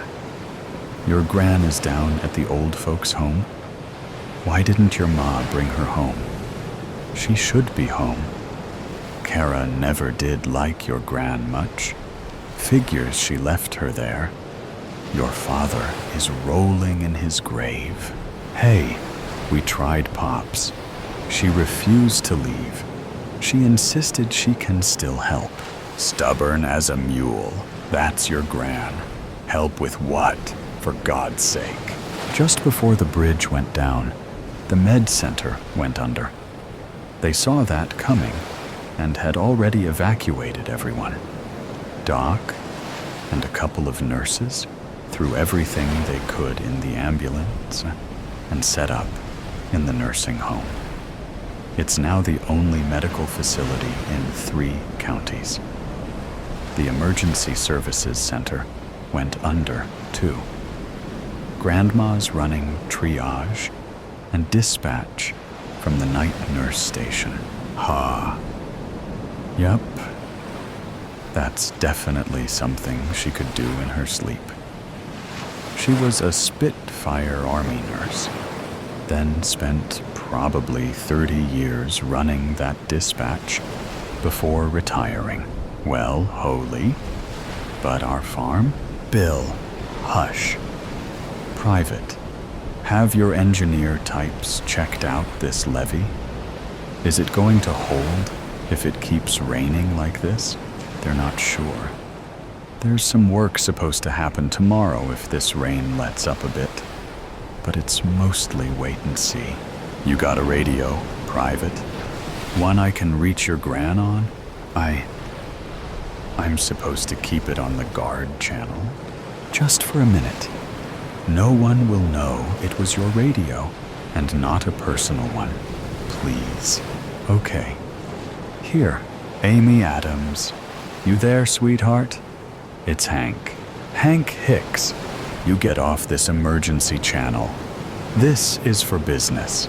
Just one quick ask, hun. Can you get word out for anyone willing to come by my place and drive the cows from the dairy barn across the road into the hills? I'm not there, and it's going to flood in real quick. My grandson, Mike, worked for you last summer. He's right here. I'll send him and anyone he thinks can help. Thank you, sweetheart. I gotta go. Dad, what was that about? We can be back in plenty of time to drive the cows out ourselves. If it even comes to that. Oh, it's come to that. Come on, Bill. We've got a levee to blow up. What do you mean, Pops? No, Dad. No. We'll lose everything. More than everything. What are you guys talking about? I'm talking about taking some of the pressure off this here levee to make sure your gran and all those folks stay safe. What are you talking about? He's talking about blowing the private levee in our back pasture. Flash flooding the whole farm. Darn right I am. Let's go. No! We can deal with some flooding, but that would wipe out everything. Son, it is still my farm, not yours. We'll lose crops. We'll lose equipment. We might well lose buildings too. But the land ain't going nowhere. And with the cows up in the hills, there'll still be a herd. You can use all the different property and crop and equipment insurance money to rebuild with all the fancy modern thingamabobs you keep going on about. Insurance. Dad, why the hell were we up here meaning to blow up this levee if we have insurance? I ain't never made an insurance claim, and I wasn't about to start if I could help it. Wait, what do you mean I can use the money? You mean we, right? Nope. I'm thinking I'll move myself into that old folks' home with his pretty grandma and leave you to it. Let's go blow a levee. Sayamontes, do not enter. All men to the gates, I ordered. Run, run, fast. Take your torches. Take your weapons and armor. Just go. Go now. Fire. We need fire in the pits. All of them. Sonia, please, go quickly with this torch. Light. We must have light. The rest of you beautiful women, I depend on you to help me protect Sayamontes. Will you? That was all I had to say, as they took action barricading the massive castle doors. It was too late when the guards alerted us. There had been a breach at our southern gate. This was unprecedented. 24 people against our population of 69. Were they stupid? Sonia approached me as I sat on my throne. It is finished. I have set fires around the perimeter, she said. Don't panic, don't panic, I said to myself. Then Daniel, who was a little older than me, rushed to the throne, all covered in blood. I made it. I made it back alive. I had to see your face one last time, my great leader, cried poor Daniel. Then he collapsed. He did a face plant right at the foot of my throne. A knife protruded from his spine. Oh my. Is he dead, Sonia? Oh, check him, please, I begged. No pulse. He's dead, she said as she closed his dead, bloodshot eyes. I'm so sorry, Martha. It's great leader. Remember? I said softly, but harshly. Oh, I'm sorry. It just slipped. All right. Go fetch me some wine. I did not know how many casualties we had. The fight had just started. I needed answers. It took her a few minutes, but Sonia returned with 2 bottles of Cabernet. Sonia, my brave friend, you have always supported me. I've cried on your shoulder many times.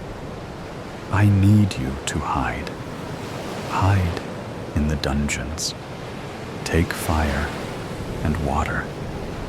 Pack as if you are going away for a long winter trip. It gets cold down there. Take blankets. Make 2 trips if you must. If something happens to me, and I'll put it in writing, you will be heir to the throne. But great leader, go, I ordered as I teared up. Yes, I'll go, but yes, the absinthe. May I? It's yours. You'll need it more than me. I've got my wine. Actually, fetch me 1 bottle. Before you leave, we'll have us a drink. Yes, great leader. Do you want sugar cubes? I can light it up. Or do you want it straight? Before I could answer, we heard screams coming from one man on our side of the gate. Such brutal screams. Blood-curdling screams. I wanted the screams to stop. Go. Absinthe. The works. Light it up. Oh, dear Lord in heaven, if you are real, if there really is sin, then forgive me for what I am about to do. I took off my crown and placed it on the throne. I dressed myself in chainmail armor, and Sonia returned with the drinks. Where are you going? Why the armor? She asked as she put sugar cubes on a silver slotted spoon. She then lit the drinks on fire. I could smell sweet licorice fill the air. If we must fight, I will join the men on the battlefield. Sonia, we're going to win, I assured her. Please now drink. The fire had burnt away the sugar, and in minutes, the drinks were gone. They were strong, delicious. It made my mouth and my lips go numb. Thank you, Sonia. It's time. When she left, I did not know if I would see her again. I then gathered my weapons and approached my female guards at the front doors. Open, please, I ordered. They removed the barricades and opened the heavy doors. As I stepped forward, I tripped over my chainmail suit. Blast, I swore. I had fallen hard and landed on my bad knee. Damn it, I swore again. A woman named Clarice tried to help me up, but my bad knee was telling me, no, don't. You must go back to the throne, great leader, said Clarice in her uniquely soothing voice. I did not want to go back, but I did. I quickly put it in writing my plans for Sonia. Then, finally, the screaming stopped. I felt my stomach drop. Could it be over? Or could my men all be dead or captured? I needed more answers. I stared out the open doors and into the darkness. It was the longest minute of my life. Then, a head, the head of Bartholomew, came flying through the doors. It landed with a splat right next to Daniel's corpse. I couldn't help but scream. Someone had just thrown Bartholomew's head at me. I instantly grabbed my bow and arrow. I shot it into the darkness, and it hit the target that was about to come inside. Clarice, drag the piece of shite in. Strip him! Search him! I yelled. He wore a belt of knives and filthy, worn-out clothes. 12 knives, to be exact. One massive knife had jagged edges like a saw. This must be what he killed poor Bartholomew with. The bastard. I rose up from my throne and retrieved that knife. I approached the dead stranger, and I sawed off his right leg. How do you like that? Huh? How do you like that? I spat in his ugly face. I plunged the wicked knife deep into his throat. And when I pulled it out, blood sprayed out all over me and Clarice. Some women gasped, some cheered, some just stood in silence. I killed. My first killing and dismemberment. Now, who was going to be next? I waited. I waited for something to happen. The quiet. Oh, the quiet was killing me. Clarice took inventory of what the sick bastard possessed. She found a nice pocket watch, some pain pills. These will come in handy.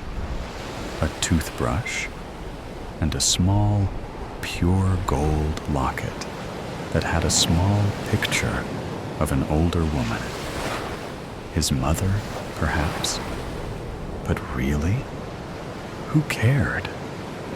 I tore out the picture and walked out towards the closest fire pit. I ripped it in half and threw it into the fire. I laughed a little as I watched the woman in the picture vanish into ashes and smoke. I pocketed the locket and said to it, "You're in a better place, my new friend. I'm sure of it. I will protect you." Then I turned to the women who watched me from the doorway, as they were too afraid to step outside with me. I will protect all of you. Tonight, we will have victory. I believe it. Do you believe me? We can take these common and dirty people. As I got closer to the women, I had them all huddle around me. I spoke as quietly as I could. Here is what I'm thinking. We spread out around the fortress, stay close to the fire pits, as we shall light our arrows on fire and kill these common fuckers. Then it happened, and my heart just broke. An arrow flew right past me. It almost hit my head. A great assassination attempt. It hit Clarice in her left clavicle. She collapsed. "Spread out. Shields up," I screamed. "Don't panic. Don't panic," I whispered to myself. "No, don't." Then I heard one of the sweetest, most soft-spoken women you could ever meet. Beatrice scream. "I see them. They approach us from the south. Great leader, permission for us to light our arrows? Permission to set the skies ablaze? Women, guard your stations. Prepare yourselves for battle. Now light it up. Light up the sky. Aim." And then I heard a male's soft voice whisper in my ear, "Peace. You have the power to make peace. Peace. Peace would not bring back Daniel or Bartholomew." "Fire," I ordered, and the spectacle was amazingly breathtaking. The arrows lit up the south side of Siamontes. They landed in unexpected areas. In the trees, in the pond, in one man's shoulder, and beyond. I counted 3 fallen men from the first round. When the flames went out, It was so hard to see. Were they charging us? Where the hell were our men? I ordered another round to be fired. Take aim at whatever moves. Fire at will, I ordered as I retreated to the bathroom to relieve myself. Even during these times, I felt it was important to be a lady. While the other women may be squatting in place, I preferred my privacy. There had to be more than a dozen men out there ogling them. There had to be. As I raced through the corridor, I stopped suddenly.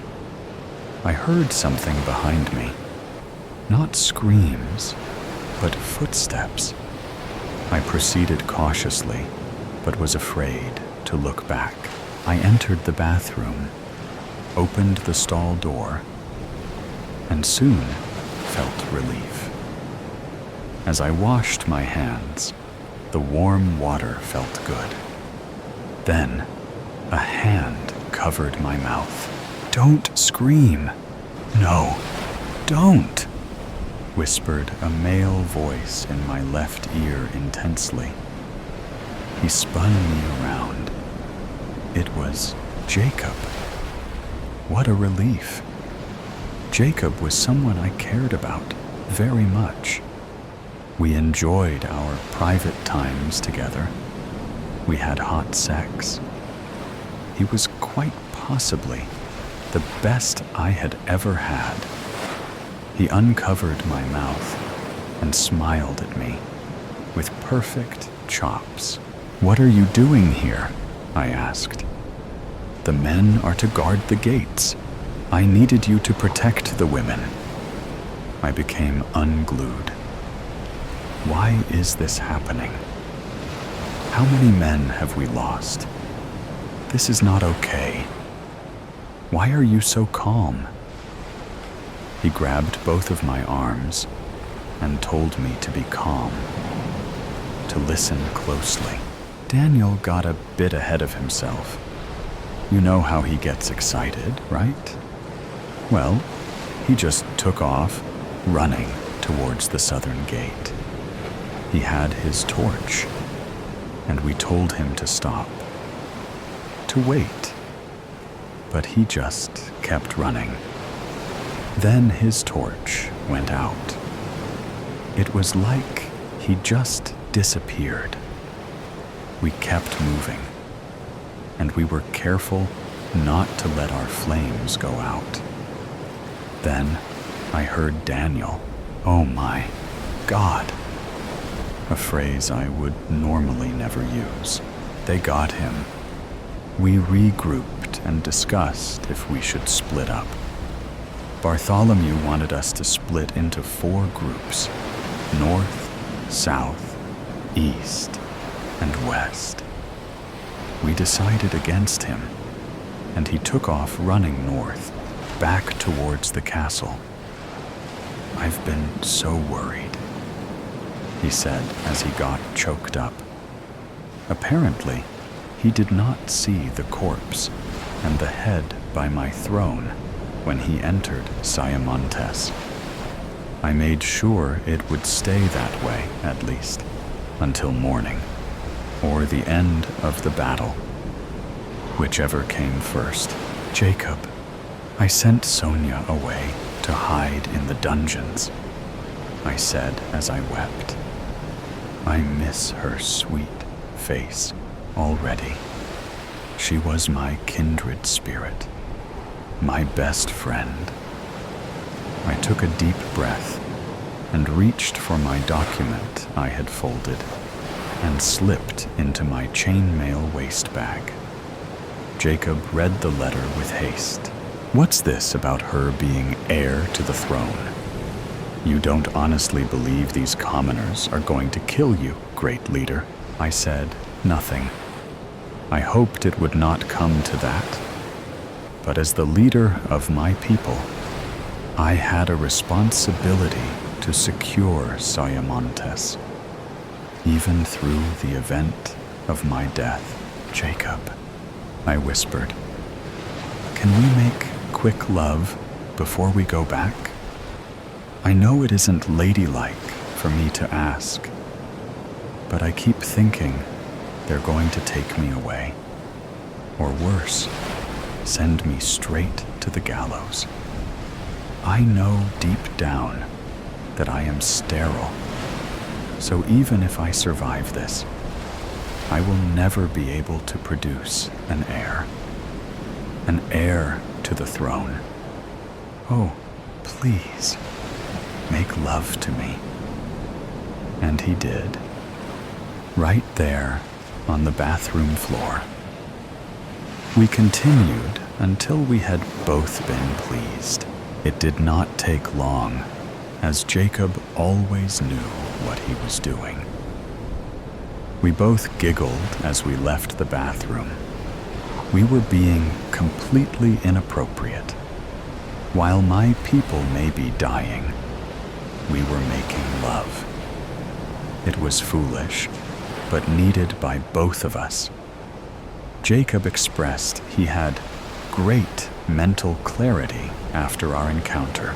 As we exited the corridor, I gasped. "Beatrice!" I screamed.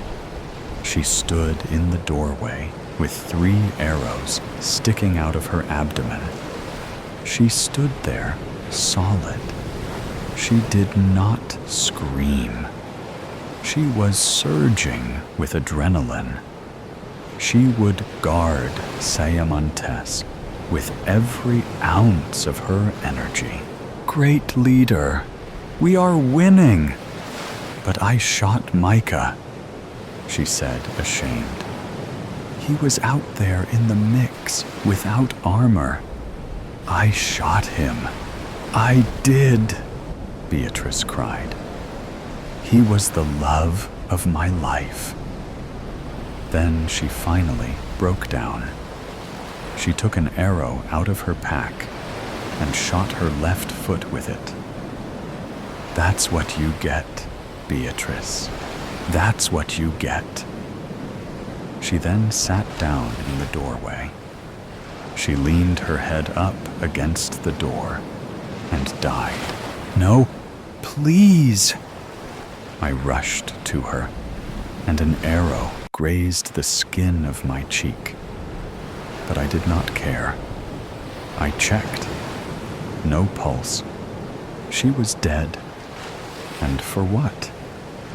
Oh, poor Beatrice. Where was your shield? What did they want? What were their demands? Disoriented again, I stood up and walked towards the brave women that continued to fight. There was Gloria. She always beat me at cards. Samantha never stopped smiling. I watched her for a moment. She was targeting one commoner, arrow after flaming arrow. She did shoot at the guy. She was having the time of her life. She smiled big and laughed. "Take that, you bastard," she said as she nailed her target in the forehead. Were we winning? I think we were. "Jacob," I paused. "Where are the other men?" "Jacob, we got separated. Separated in all the chaos."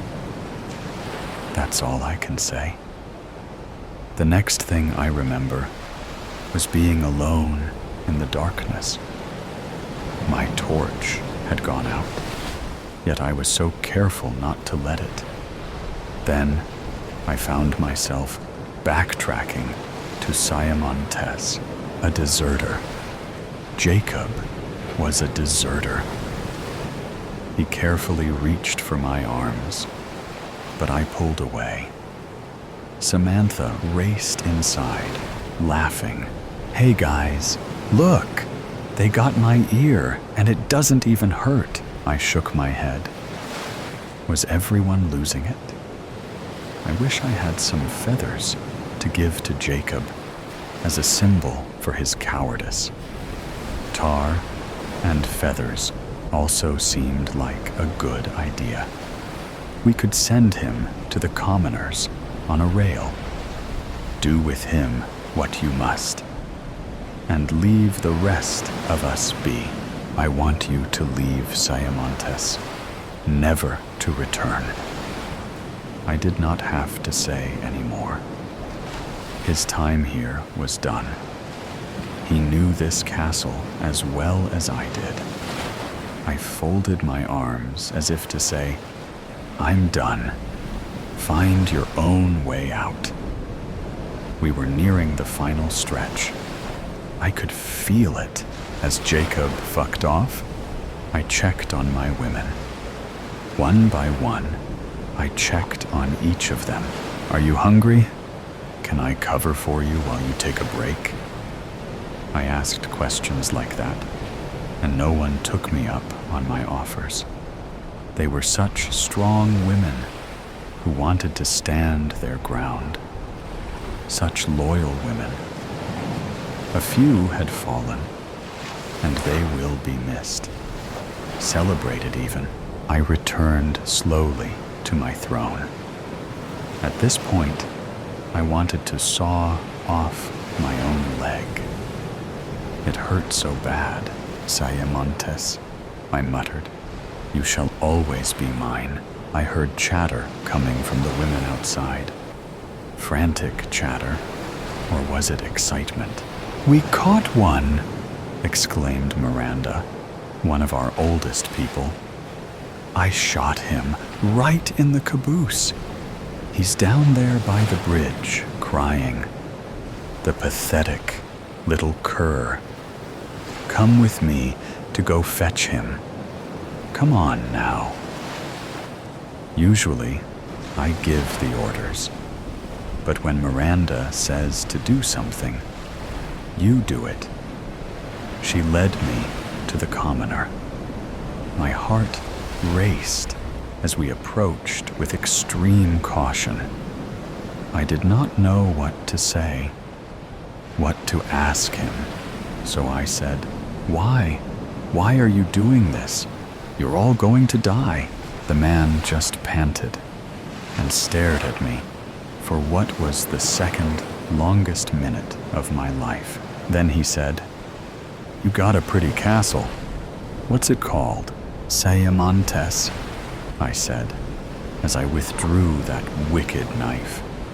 I handed it to Miranda. Now saw off his head.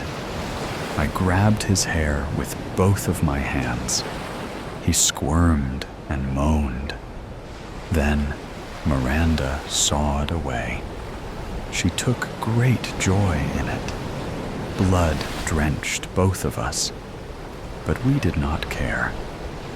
As we turned around, the rest of the women were standing at the castle's entrance. They sobbed great tears of joy as they watched us. Even Samantha was crying. That never happened. Could it be? Was he the last one? Was it over?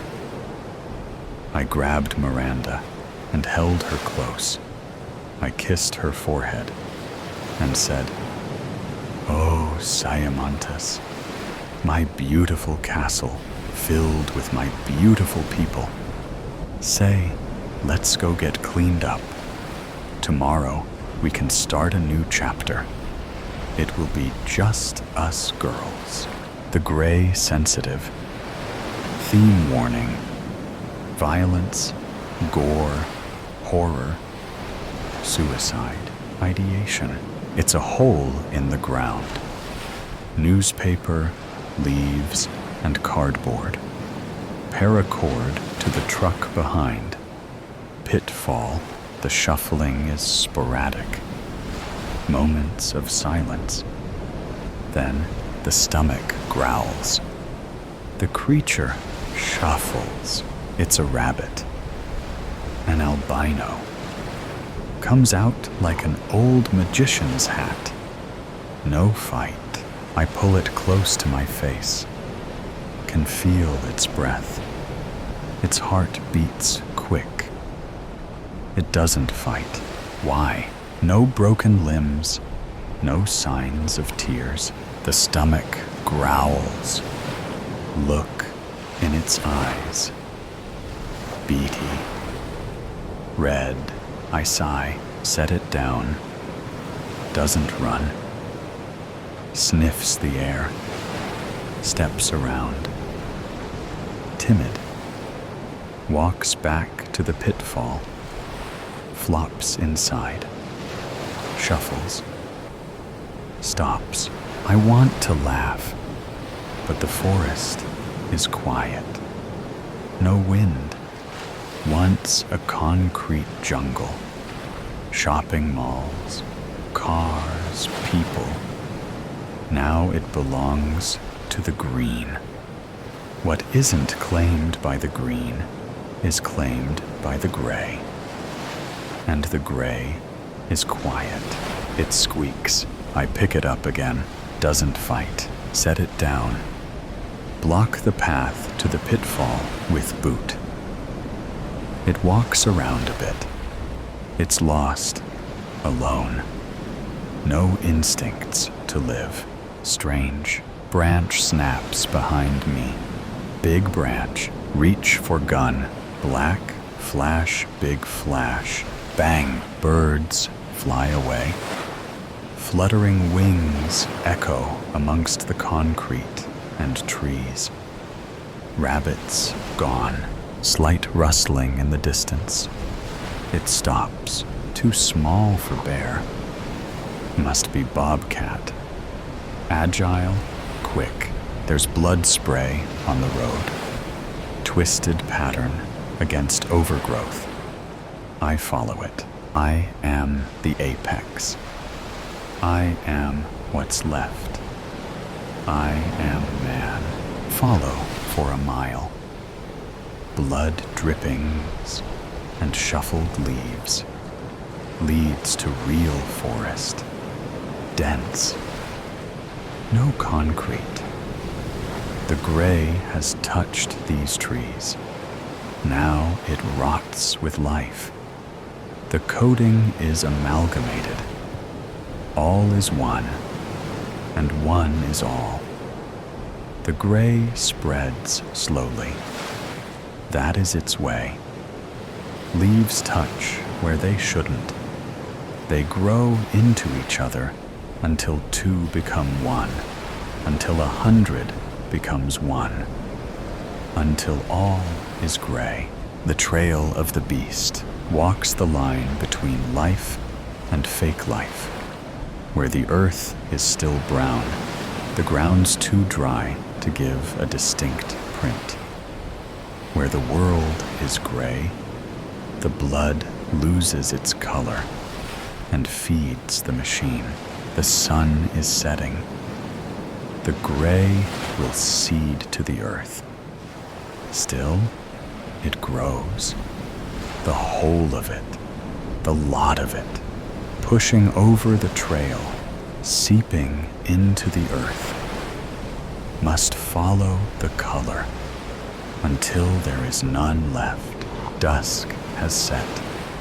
When the green is quiet, the gray may speak.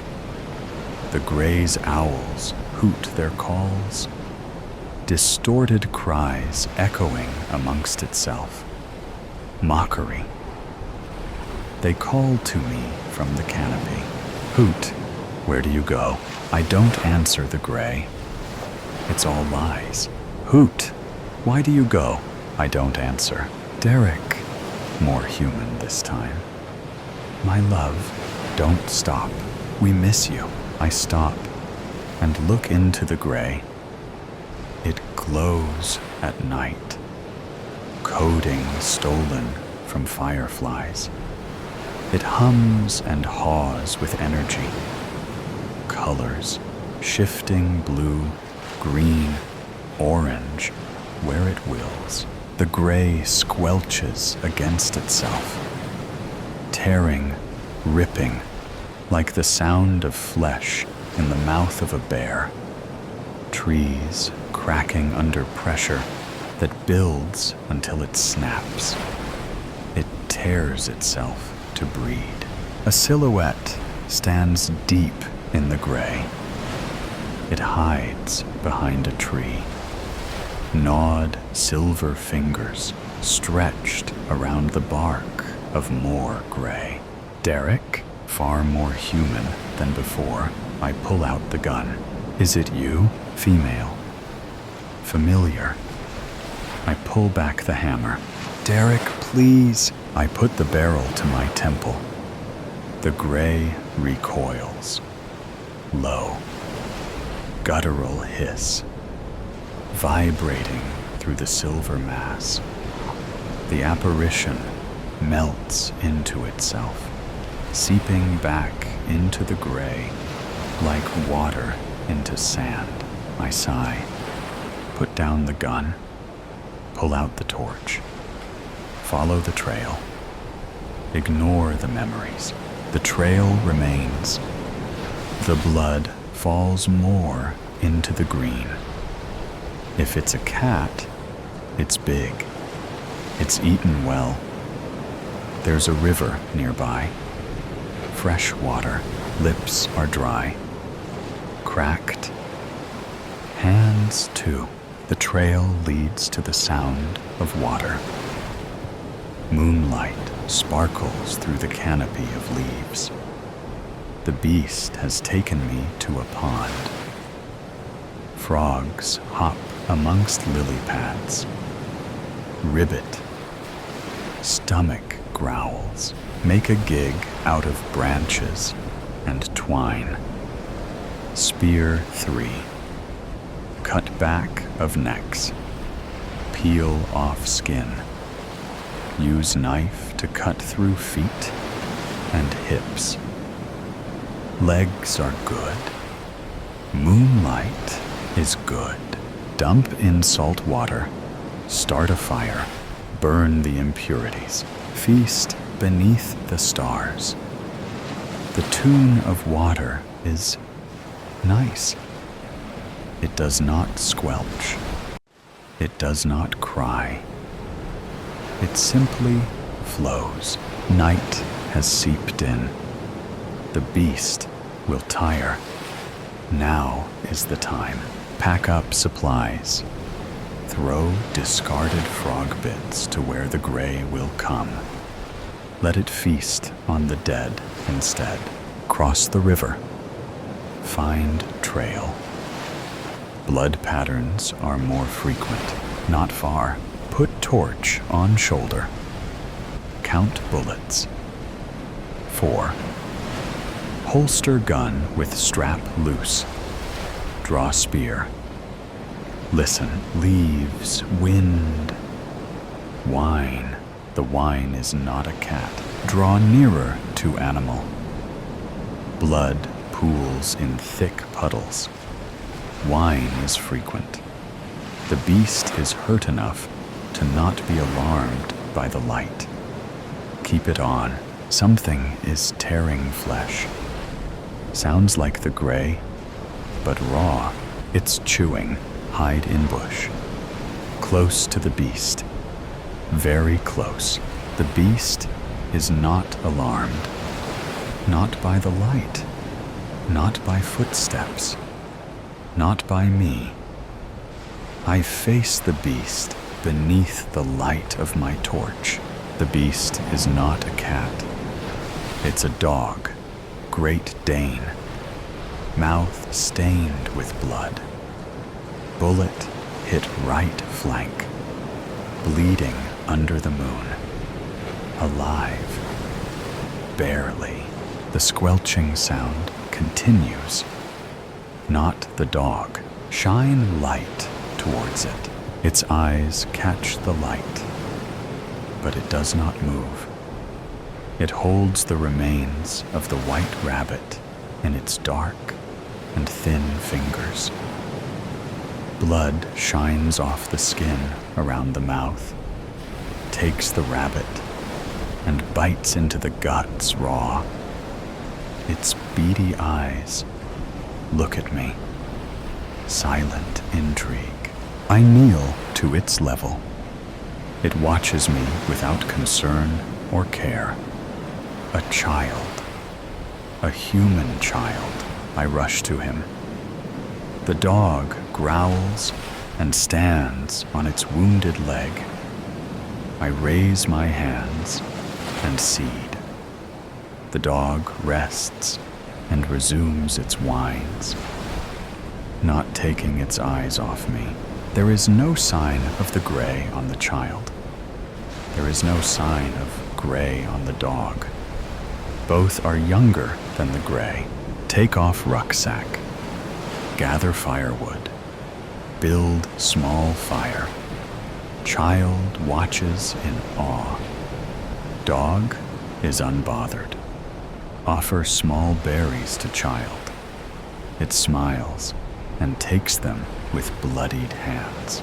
The child eats until it cannot and falls asleep. The dog rests where it lay. I take the rabbit and cut it to pieces. Cooking what's left, eating little, and saving the rest, I curl next to the fire and let sleep take me. The dog's barks startle me awake. Frequent yaps at something behind me. The child has taken my spear and points it behind me. The sun is overhead. I have slept too long. Twist in place. The gray surrounds me. Silver apparitions stand above, shaped like humans, features like humans, but only gray. The dog barks more frequently. The child is near to tears, screaming. The gray has claimed my leg. Its crawl is slow. I thrust my leg free from the mold, but the gray has seeped into my skin. The child screams again, jabbing at the apparitions. It connects with one, but the apparition holds the spear tightly and pulls the child in. Don't think. Jump at apparition. Push child away. Apparition swallows me, wrapping my skin. Reach for gun. Bring to head. Bang. Nothing. Still here. Missed. Apparition pulls hand down. Kicks gun to the green to the child. The child stares at me. Nod to gun. Do it. First words I have uttered in years. Do it. The gray brings me to my knees. Apparitions all around.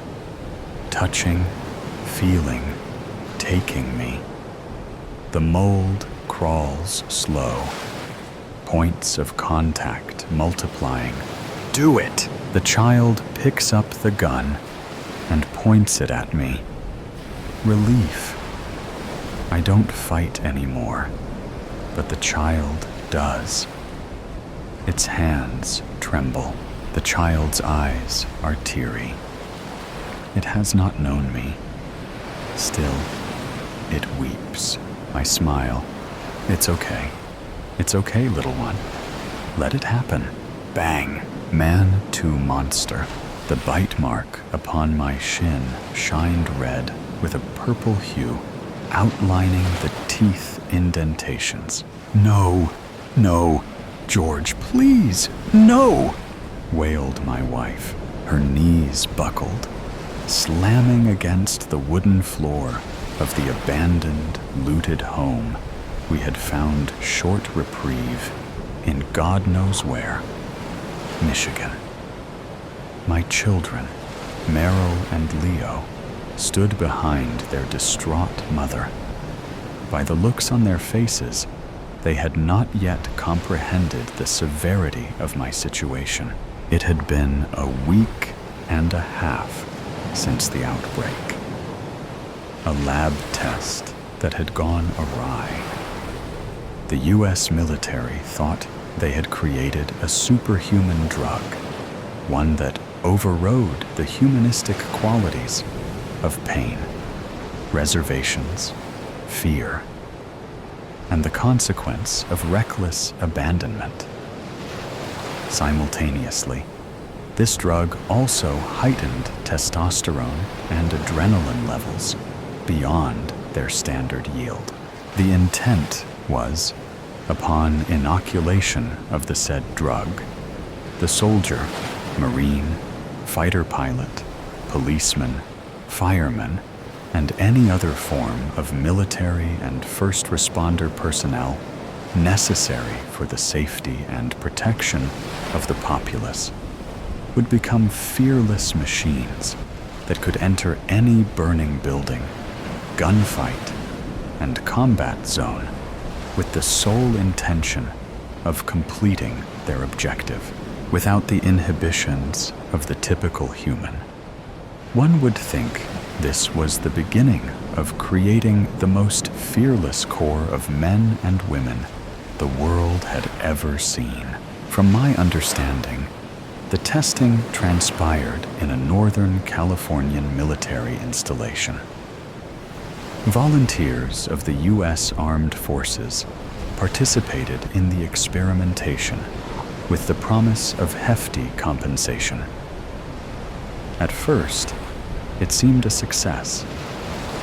News reports stated that the super soldier had been produced, stoking courage in our countrymen and fear in our enemies. Footage circulating the interwebs showed army men stepping through thick, boarded walls, swarming and cutting down artificial targets with precision and lethality, scaling walls at lightning-fast speed, and performing deftly feats on land, air, and sea. The Pentagon was still patting itself on the back when one of the test subjects had ravaged and gored his wife, child, and house pet. Not only that, another was at a house party and had cut, bit, and shredded some of the other party-goers with their bare hands. Worse, those affected by these sudden acts of acute violence had taken on the monstrous nature as well. The captured affected, now infected, were held against their will by scientists of the highest order. These experts revealed the drug's design had gone rogue, what best could be described as a feedback loop. The effects that made the drug successful had become indefatigable. The bodies of those with the drug in their bloodstream were unable to shake its domineering effects. It seemed to feed itself, making the subjects more fearless and tolerant of pain. Moreover, its psychosis-altering capabilities had reached levels of deadly proportions.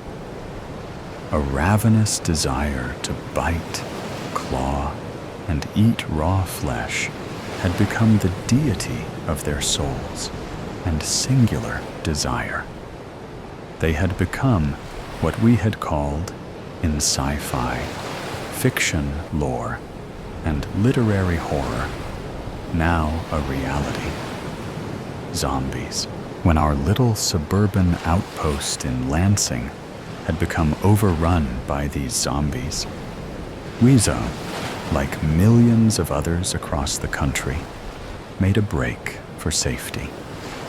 As to where that was, we did not know.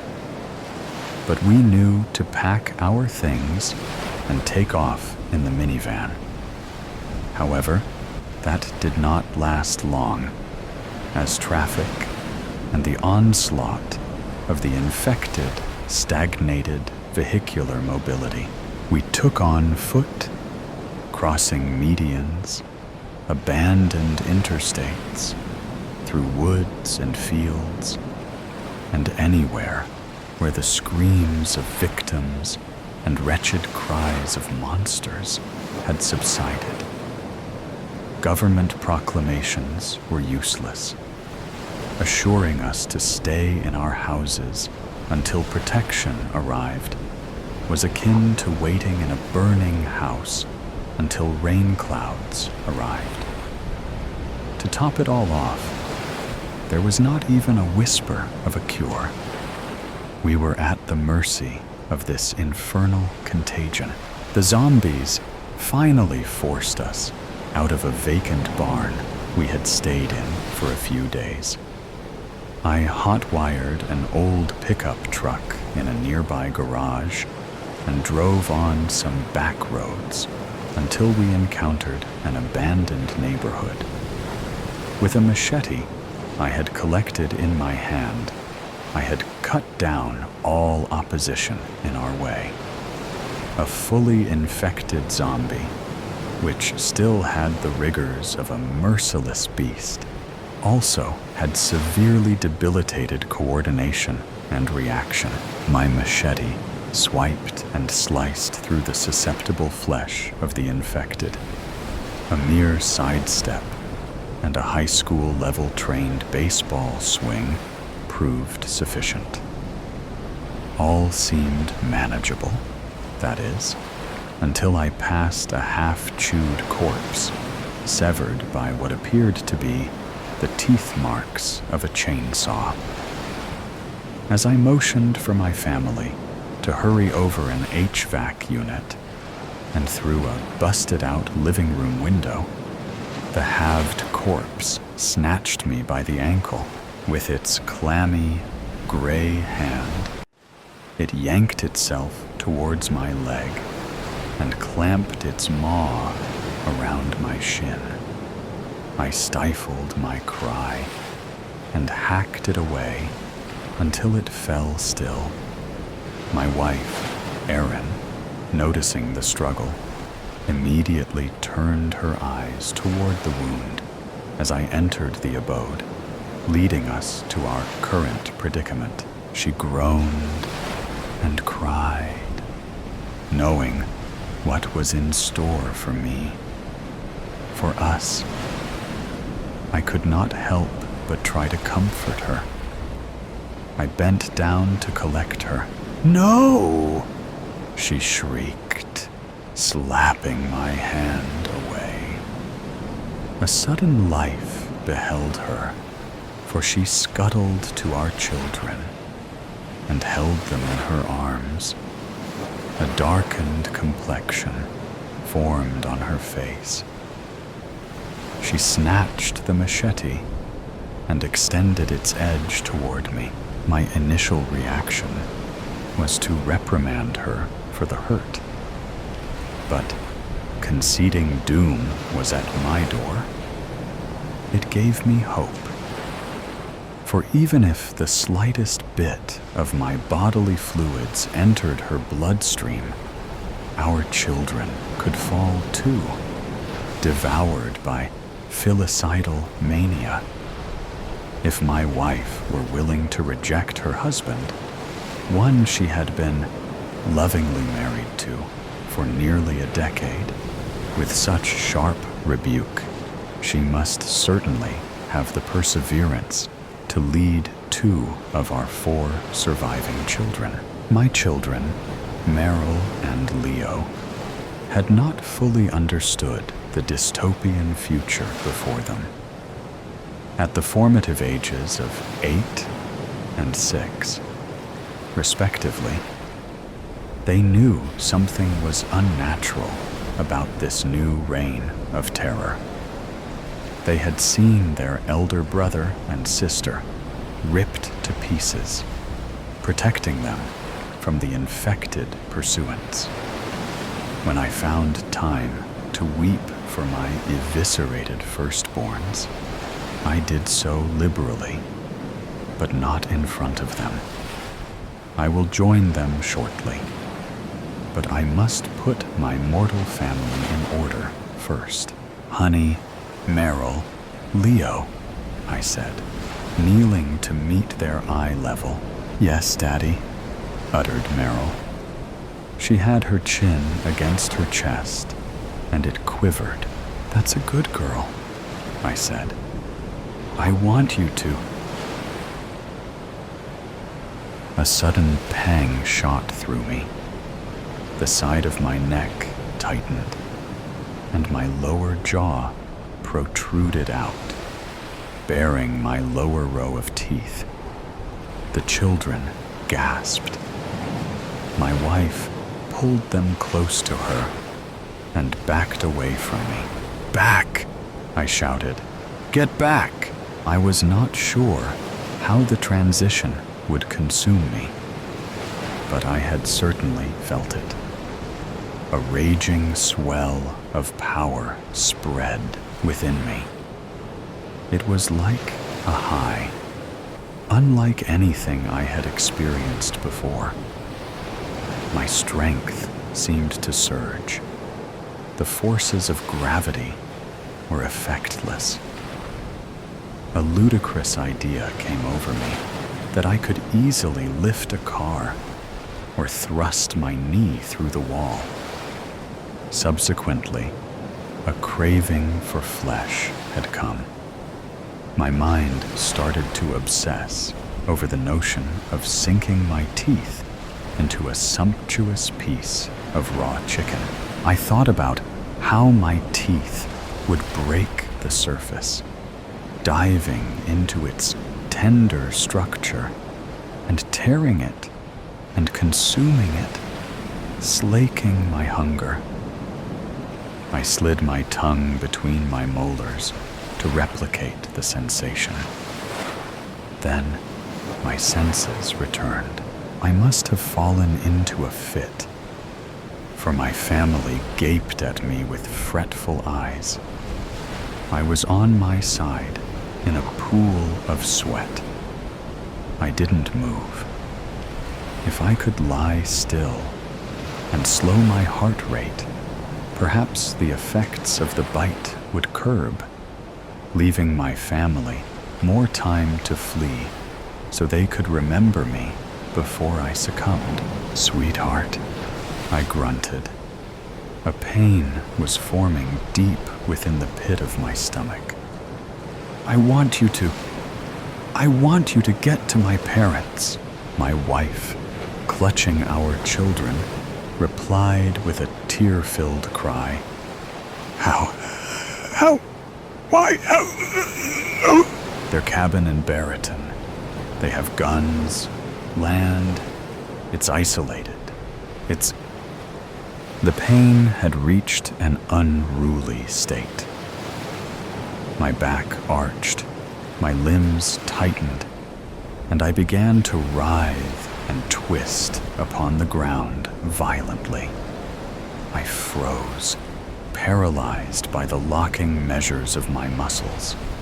I saw my son's leg, supple and bare, peek out from behind his mother. It was then that a sudden predatory inhabitant inside me overpowered my sensibilities. My fingers dug into the floor. I let out a roar, drool trailing from my jowls, and scampered toward my terrified family, ready to tear the flesh from their hides. Run, kids, run, my wife cried. As my family started to flee, the fear of loss, my human quality, supplanted the monster that had hijacked my mind. My body eased, and I slumped again. Aaron, I shouted. She and my children were near the end of the hall. They turned around. I was dizzy, exhausted, and on the brink of fainting, for my body could not handle the sudden rise of the drug's power. What is it? She shouted through sobs.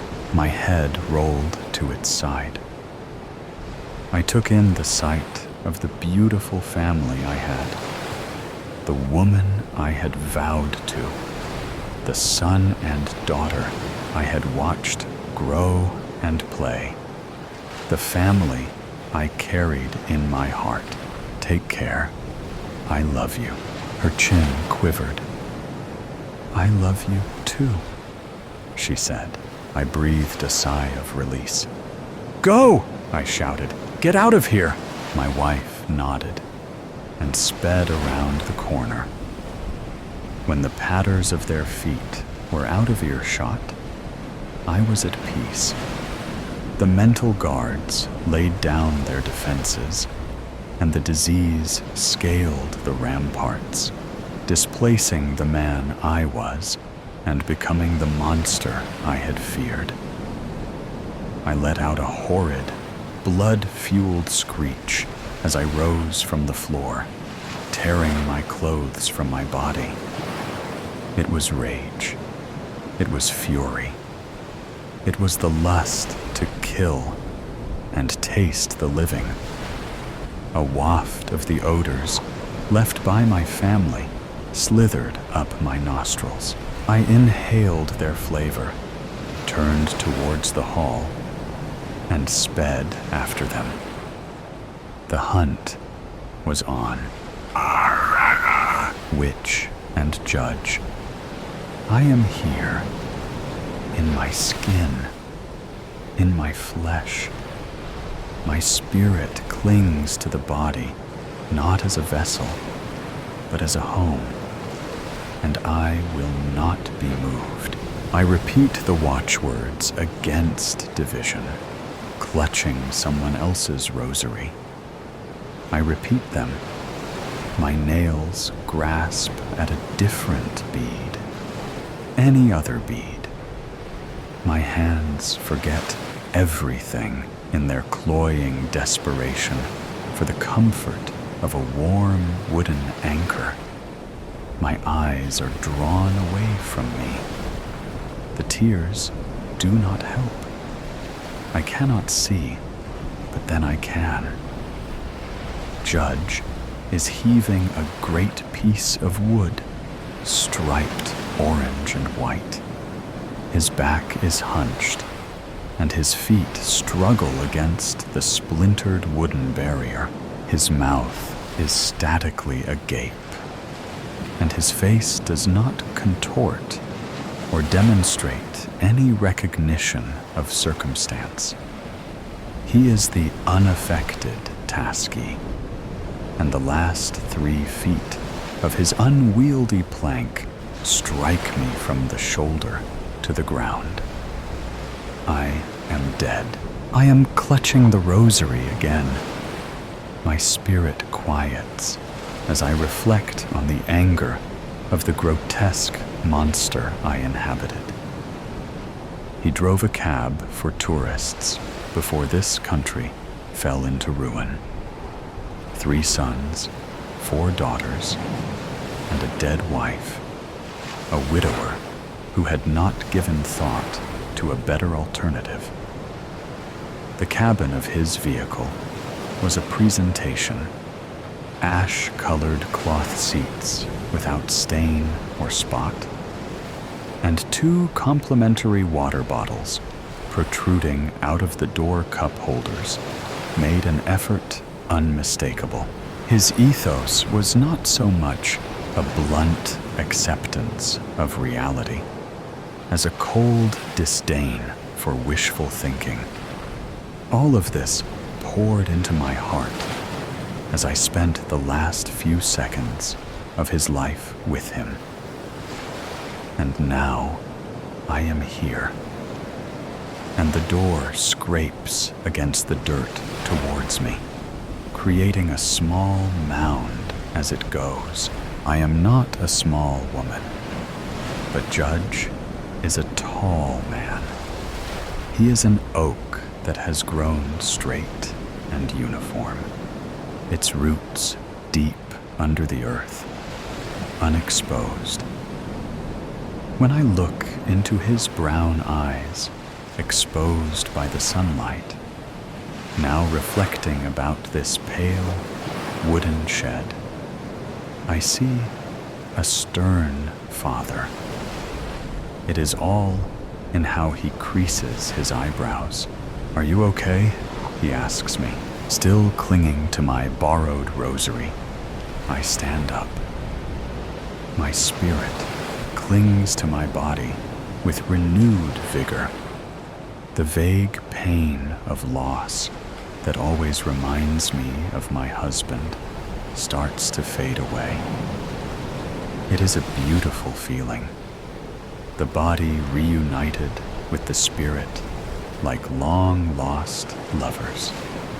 Two co-inhabitants, not two halves. But it doesn't go away completely, though my spirit is quieted. All of this in the 30 seconds it takes for me to rise. Arthritic pain searing my hip. "I am all right, thank you," I say, ginger but proud. He does not carry that large piece of wood anymore, but his hands have the blisters to prove he once did. He does not want to show it, but he looks tired. And the bulging plastic monster on his back, carrying all of our supplies, seems to make it worse. He needs to rest. I am really feeling quite at peace. Perhaps we should rest. He seems to have difficulty understanding what I am saying. His eyes are fixed upon a small hole in the corner of the shack, where something has dug up the dirt foundation. It is good to rest here. His gruff voice and Italian accent remind me of an old Don from a mafia movie who spoke wistfully of the old country. But he lacks any of the charm or familiarity. His breath is still heavy. The rising and falling of his chest is easily seen through his fleece jacket. His mouth is slightly agape, as though it only existed for the intake and expulsion of air. He blinks again. Then finally, there is motion. He does not spring into action. He slowly rolls his shoulders, and the large backpack falls to the dirt on its bulging pockets, rolling back and forth like an upended turtle. I strongly believe in the importance of polite conversation. It is the only contribution I can make given my infirmities. What wondrous weather it is. He begins to unroll the sleeping bag. It is for me, of course. He is ever the gentleman in that way, at least. Was it a joy to have such weather in your youth? The sleeping bag haphazardly sprawled on the ground. He takes out a portable stove. His hands seemed designed to break the little dials. Yet he turns it with shaking fingers and a hunched back, like a chef garnishing his signature dish. Perhaps you might tell me something of the flowers here. A special kind your mother preferred? I am quite shocked he has ignored me here. That kind of question is bound to get an emotion out of even the most stalwart Presbyterian. Alas, nothing. He opened the can of soup with his Swiss Army, and that means it is almost time for bed. And for the debriefing, of course. We are only one day from Monteriggioni. We have no food left.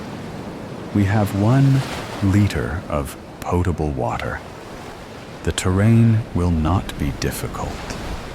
The elevation will be difficult. We will leave at 600.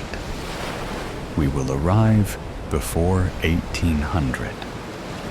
Do you have any questions? As his words come out, I feel a twisting frustration. 2 months of scavenging Rome. A week of marching through Tuscany. So many dead people. Good people. Good people that he killed. How many more of them will you murder before you let me leave? He raises his busy, unkempt unibrow. You have a burden. I have a burden. You have a burden? I watch you. I see what they see. I feel what they feel. They had hopes. Do you? I do, witch. A couple of tears form in the corner of my eyes. They are both pitch black. I start scratching my blotchy red skin. He does not say it with the twisting of inflection or with intention to harm. My name is Marigold. I thrust my finger forward at him, and some rogue conscience makes me feel silly. But is the right gesture for the right moment. I need you, witch, and you need me. I am his tool. His edge against the infected, and nothing more. They are not demons, and I am not a witch. You are deranged. You are sick. The next time they are near us, I just might not tell you anything. I might just take a little trip with them. Then I will die. My legs have adjusted to the long days of walking, but I am still exhausted. I want to prolong the argument. I want to share how the infected feel with him. I certainly have tried. I want him to see the crisp interior of the cab. I want him to know about the children and the mothers and the friends and the loved ones. But I don't think any of that would matter. At this point, I doubt he has any point of reference. He must be a statue brought to life, or a thing sprung out of the ground. I fall asleep. I am moving. Quickly. Faster than I ever have. I am hungry.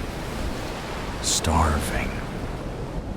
Grass touches my face, springing backward as easily as forward. My paws leave no evidence in the dirt. I dig a little. My back scrapes against wood, and it hurts. I have to eat. I bite something. I awake to a shout. I cannot see. It is too dark, and our flashlight turned out weeks ago. We had hoped to find a new one at this Monteriggioni. I feel around on the dirt. Something bit me. A mouse. Demon. Judge is infected. I did not wake up. Why did I not wake up? You will kill me. It is still dark. I still cannot see. I feel something rubber, indented, grooved. Judge's shoe. I feel something dread. Something furry. The mouse. Dead. Hours pass in silence. I cannot go to sleep. Judge has hours, and almost all of them will be spent in darkness. Dim morning light fills the shed. Judge shoved it open hours ago, but only now I noticed. what I would give for an infected to stumble nearby. I would do anything to be someone else. I would do anything not to be Judge's comforter. We do not talk. I do not apologize for my outburst, and a regrettable part of my soul feels schadenfreude, as Judge will have to suffer as an infected. He has made others suffer so much. He has killed so many of them, and I am the witness to their pain. I resolve to not kill him. I look at Marigold. She is a pitiful thing, wretched even. Marigold stands up. I stand up. I am Judge, but I am also the witch. But I am also Marigold. I am Judge. I want nothing more than to not be this thing, this demon. I want to see a happy world. I prayed so much for the witch. I loved her, and now she is standing up. She drives the Swiss Army into my neck, and I stumble. I die. They do it with mirroring. This is your last chance. After this, there is no turning back. You take the blue pill. The story ends. You wake up in your bed and believe whatever you want to believe. You take the red pill. You stay in Wonderland, and I show you how deep the rabbit hole goes. Morpheus, the Matrix, da-duff, da-duff, da-duff, da-duff. Lewis had stopped counting his heartbeats as he flung himself behind the very convincing rendering of pallets. An alley was such a cliché place for a fugitive to hide, but he wasn't complaining. The automatons in pursuit were laughably simplistic in their depiction, fit and buff. But their hive mentality meant individual thought and innovation were limited. Being the last human in a world of digital and electronic contrivance wasn't always a walk in the park. But Lewis at least knew that his humanity offered one particular skill that eluded the bots that now populated the planet due to the limitations of their pre-programmed schemata. He could extemporize, paying careful attention to his immediate environment and possible pursuers. Lewis crawled towards the darkness at the back of the lane, an open blankness ready to envelope him and offering safety in invisibility. At the sound of running footsteps running in his general direction from the street, he sped up his movements till he reached a vertical surface blocking his path, a solid wall, he noted, that wasn't too high and could easily be scaled with enough momentum and motivation. Sounds of huffing conversation neared, and two figures came to a standstill at the mouth of the alley, outlined in the street lamp light. The two golems were doing a fair imitation of exhaustion, but Lewis knew a tell would appear, if only he looked for it. That one small element that didn't belong, something asynchronous or offbeat, which indicated a flaw in the design of the system.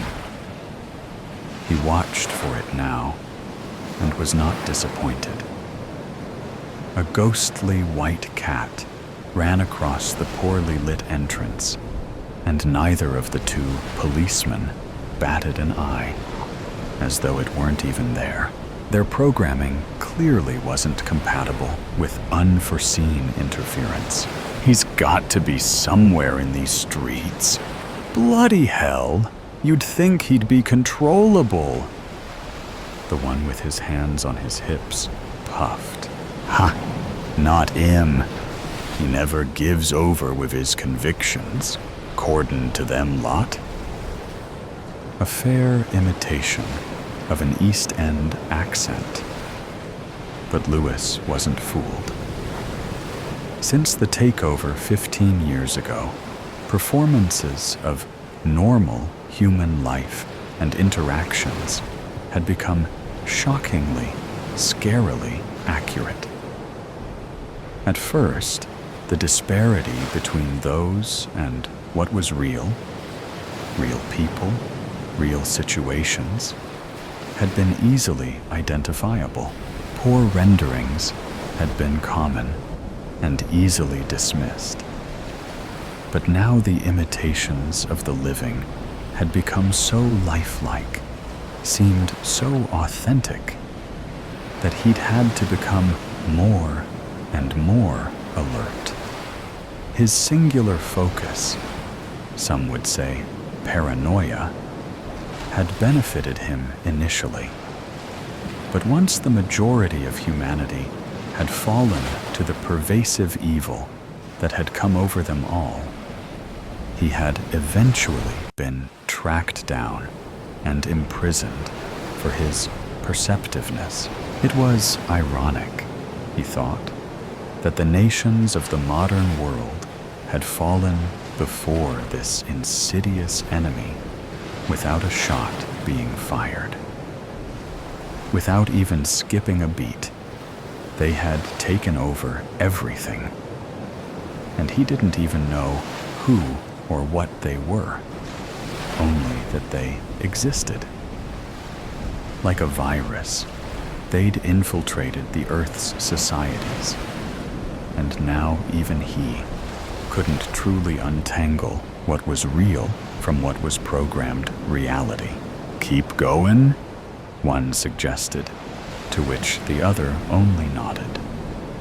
Both continued past his hiding place, and he took the opportunity to try and heave himself over the wall.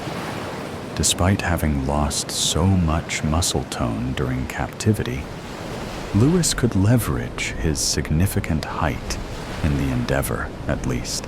Wish I could bend it like that spoon in the movie, he muttered wryly as he clambered over haphazardly, remembering how annoyed Mav used to get that most people didn't truly get that scene, that it's Neo's perception of the spoon that is being manipulated. Well, at least I wish I could bend my perception of the wall, then, Lewis amended once on the other side, as though the wall cared about the distinction, then settled against it to catch a bit of sleep. He was sure the automatons wouldn't circle back to this area, and definitely not when they thought he'd made a run for it.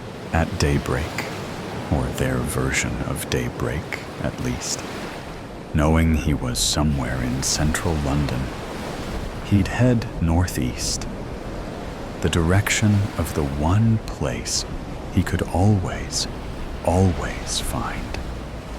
No matter how much the powerful overseers manipulated reality, he needed to know if she was still there, and whether or not she was still herself. Lou!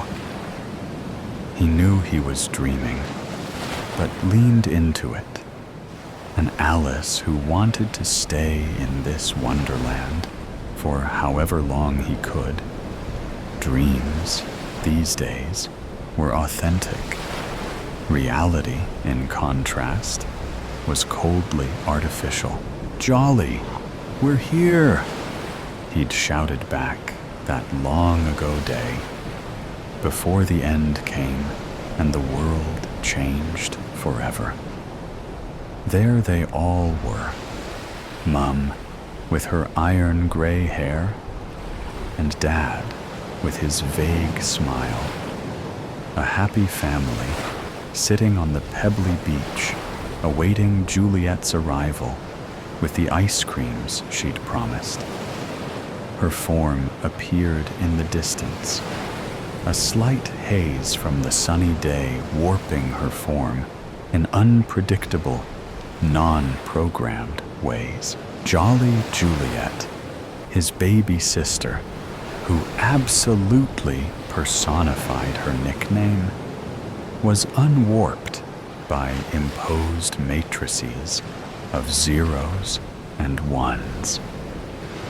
Falling down on the blanket beside them, she handed around half-melted lollies and completed the scene of a perfect day by the sea. Unfiltered.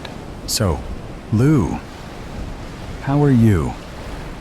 Jolly sing-songed, their parents distracted by an inane argument like all the others they so often indulged in. All good. Moved in with Mav. And everything's fine. So, are you sure? No offense, but you and Carrie were together for ages, and now it's over.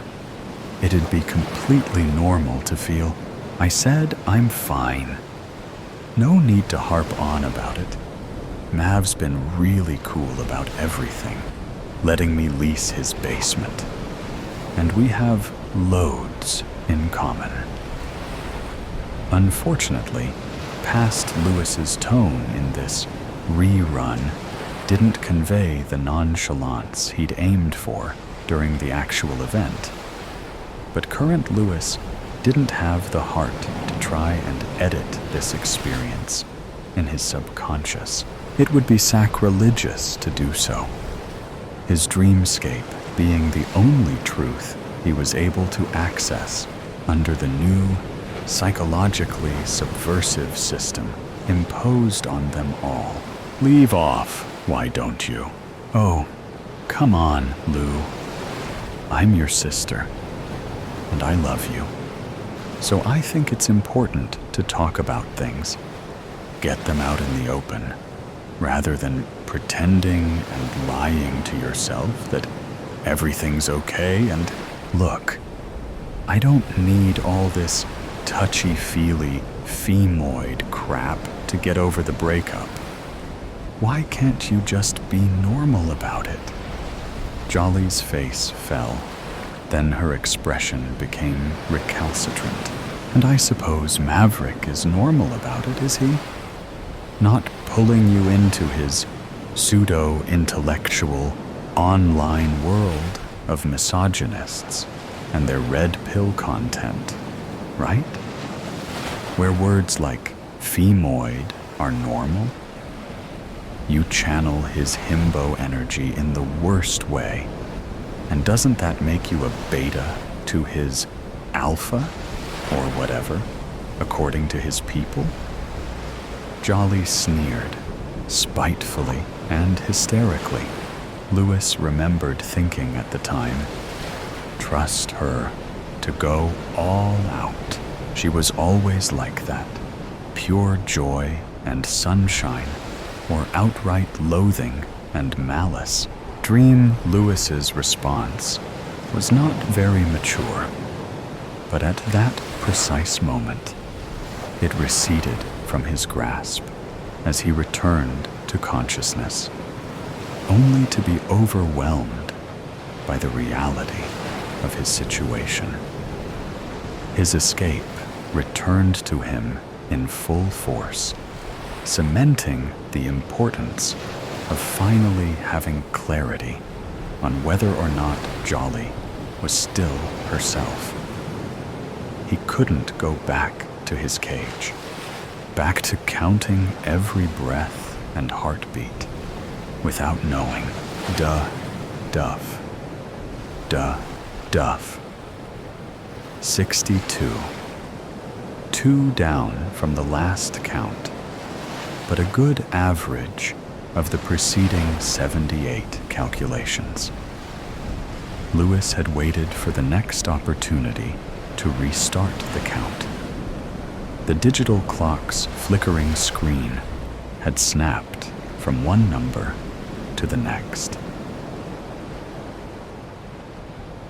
Everything was zeros and ones. Everything.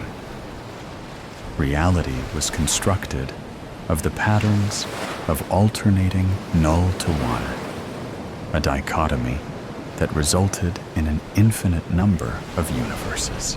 Lewis had shaken his head in annoyance.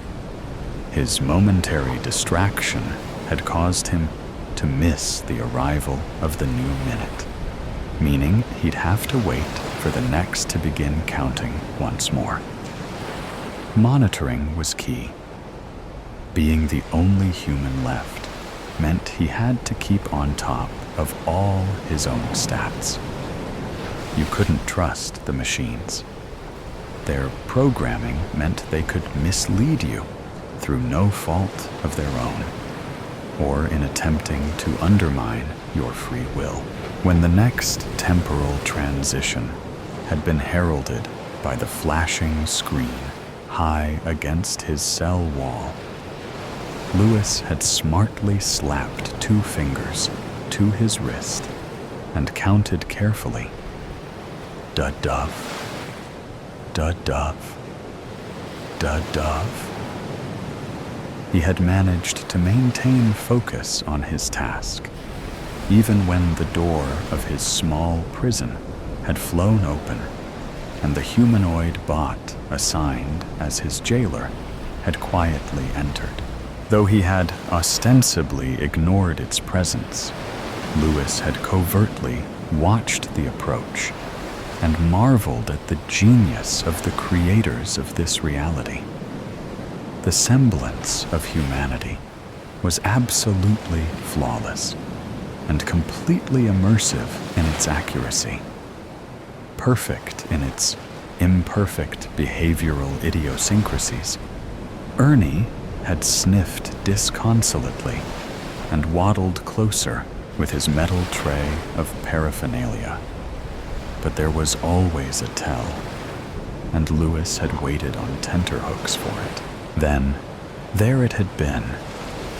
The digital watch screen had flickered 3 times in the exact same pattern, like Morse code. All right there, Lou. Ernie had initiated his usual pre-programmed patter, a slight nasality to the quality of his vocal realization. Lewis had finished his last count, for now, 67. The tempo had definitely increased in the last 15 seconds of Ernie's presence.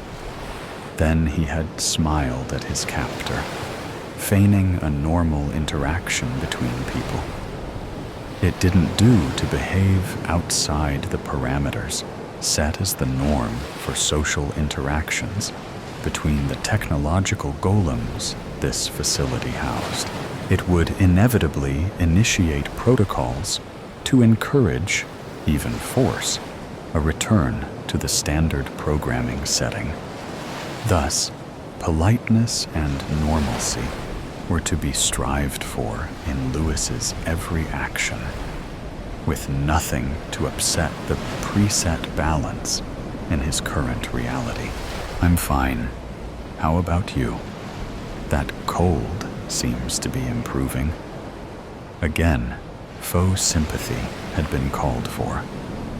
Ernie had shrugged and smiled good-naturedly, setting his tools down. Can't complain. I'm on the mend for sure. The bionic being had been evincing all the behaviors and symptoms of a person suffering from the flu over the past 2 weeks. Reddened nose and eyes, hacking cough, and a faucet like nose. The subtlety of the lie he found himself immersed in was truly impressive, an achievement of gargantuan proportions, Lewis was sure, considering an entire world lay within its purview. Luckily, he was convinced they hadn't yet managed to infiltrate his mind in the form of his dreams. For it was there that he experienced many odd interactions without repercussions, and no breaks in the perfect rendering of a fake world as the ones he suffered when he was awake. It was the only space where he could revisit the before and not have it corrupted by the control exerted through oversight. Next week, me and the missus are off for our holidays. Wasn't gonna let this old flu bug eat into me free time, you know? A wink. Conspiratorial and meant to take Lewis in. He wasn't. He knew better. But he had to convince Ernie, and all the others for that matter, that he wasn't wise to their game and had seen through the matrix of obfuscation to the truth of this constructed reality. An unreality parading as the genuine thing sounds lovely. I hope you enjoy it. Cheers, mate. Now, business as usual, eh? And he handed the elements enforcing their control, innocuous looking and nondescript, but specially designed to cripple Lewis's wits and hobble him physically. Yet he'd found a way to subvert their control and would soon put his resulting nimbleness of mind and body to use, escaping their chains. The house still looked exactly as it had throughout his childhood, but Lewis wasn't so easily taken in. The trappings of constructed reality had all the appearance of authenticity, so he waited. As he watched, the front door swung open, and a woman exited. Her hair was short, and she'd aged, but she was undoubtedly the person he remembered. Jolly, muscles aching from the strain of holding back. He wouldn't approach her till he was sure she was the real deal, and not some corrupted, lesser version of his sister. Yet after watching carefully the entire day and not noticing any giveaways in her vicinity, Lewis decided to pounce as she was unlocking the front door at dusk upon her return. It was a simple matter to shove in after her and grab her, holding on tightly and smothering any sounds she might make to alert the collective programming that surrounded them. Shh. Shh. It's me, Jolly. Don't struggle, otherwise they'll hear, he whispered urgently, trying to keep his grip gentle but unyielding. Oddly, she didn't stop resisting, but rather became even more frantic in her movements. His hand became wet with what he assumed were tears, deciding him on moving further into the house to stifle any hysteria she might unleash. After a significant amount of time, her movements became sluggish, and she gasped for breath. So he finally thought it safe to set her down gently on the couch.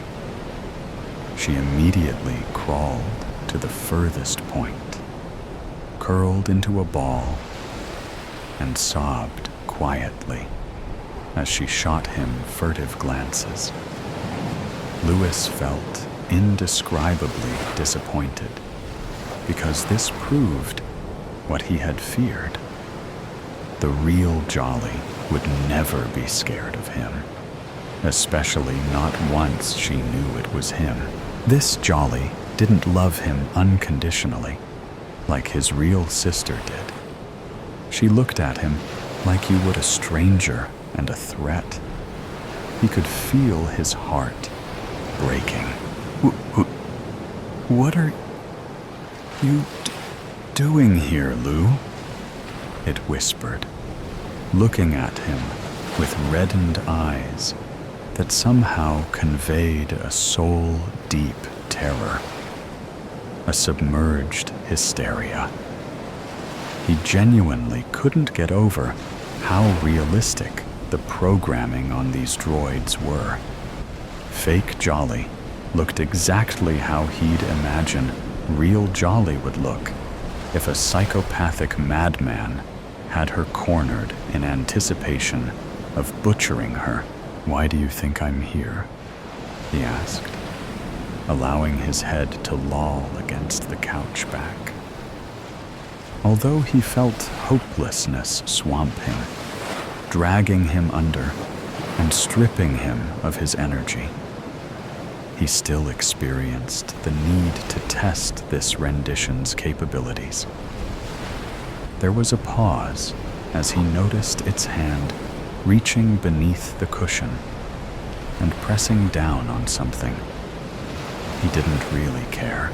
He knew the others would come for him and return him to his imprisonment, but he would use his little bit of freedom to question not Jolly. Are you here about Mom and Dad? Or are you here for me this time? Not Jolly's voice wobbled. Why would I be here for Mom and Dad? He frowned, trying to concentrate, but it felt like he was listening underwater. Because of what you did to them, it suddenly shrieked, looking enraged and distraught at the same time. So realistic. They must do it with some kind of mirroring application. What I did? Lewis was absolutely nonplussed as a kind of horrified realization crept over fake Jolly's face. You still don't remember, do you? You don't know. Its look of wretched acceptance on the too familiar face was almost too much to bear. What is it I'm supposed to know, Jolly? Is it the great secret that nothing is real, not even you? I already know that. He watched her, despite his vision flickering at the edges. He was beyond exhausted, his last hope of not being alone in a world of artificial intelligence and technology having been dashed. Imitation.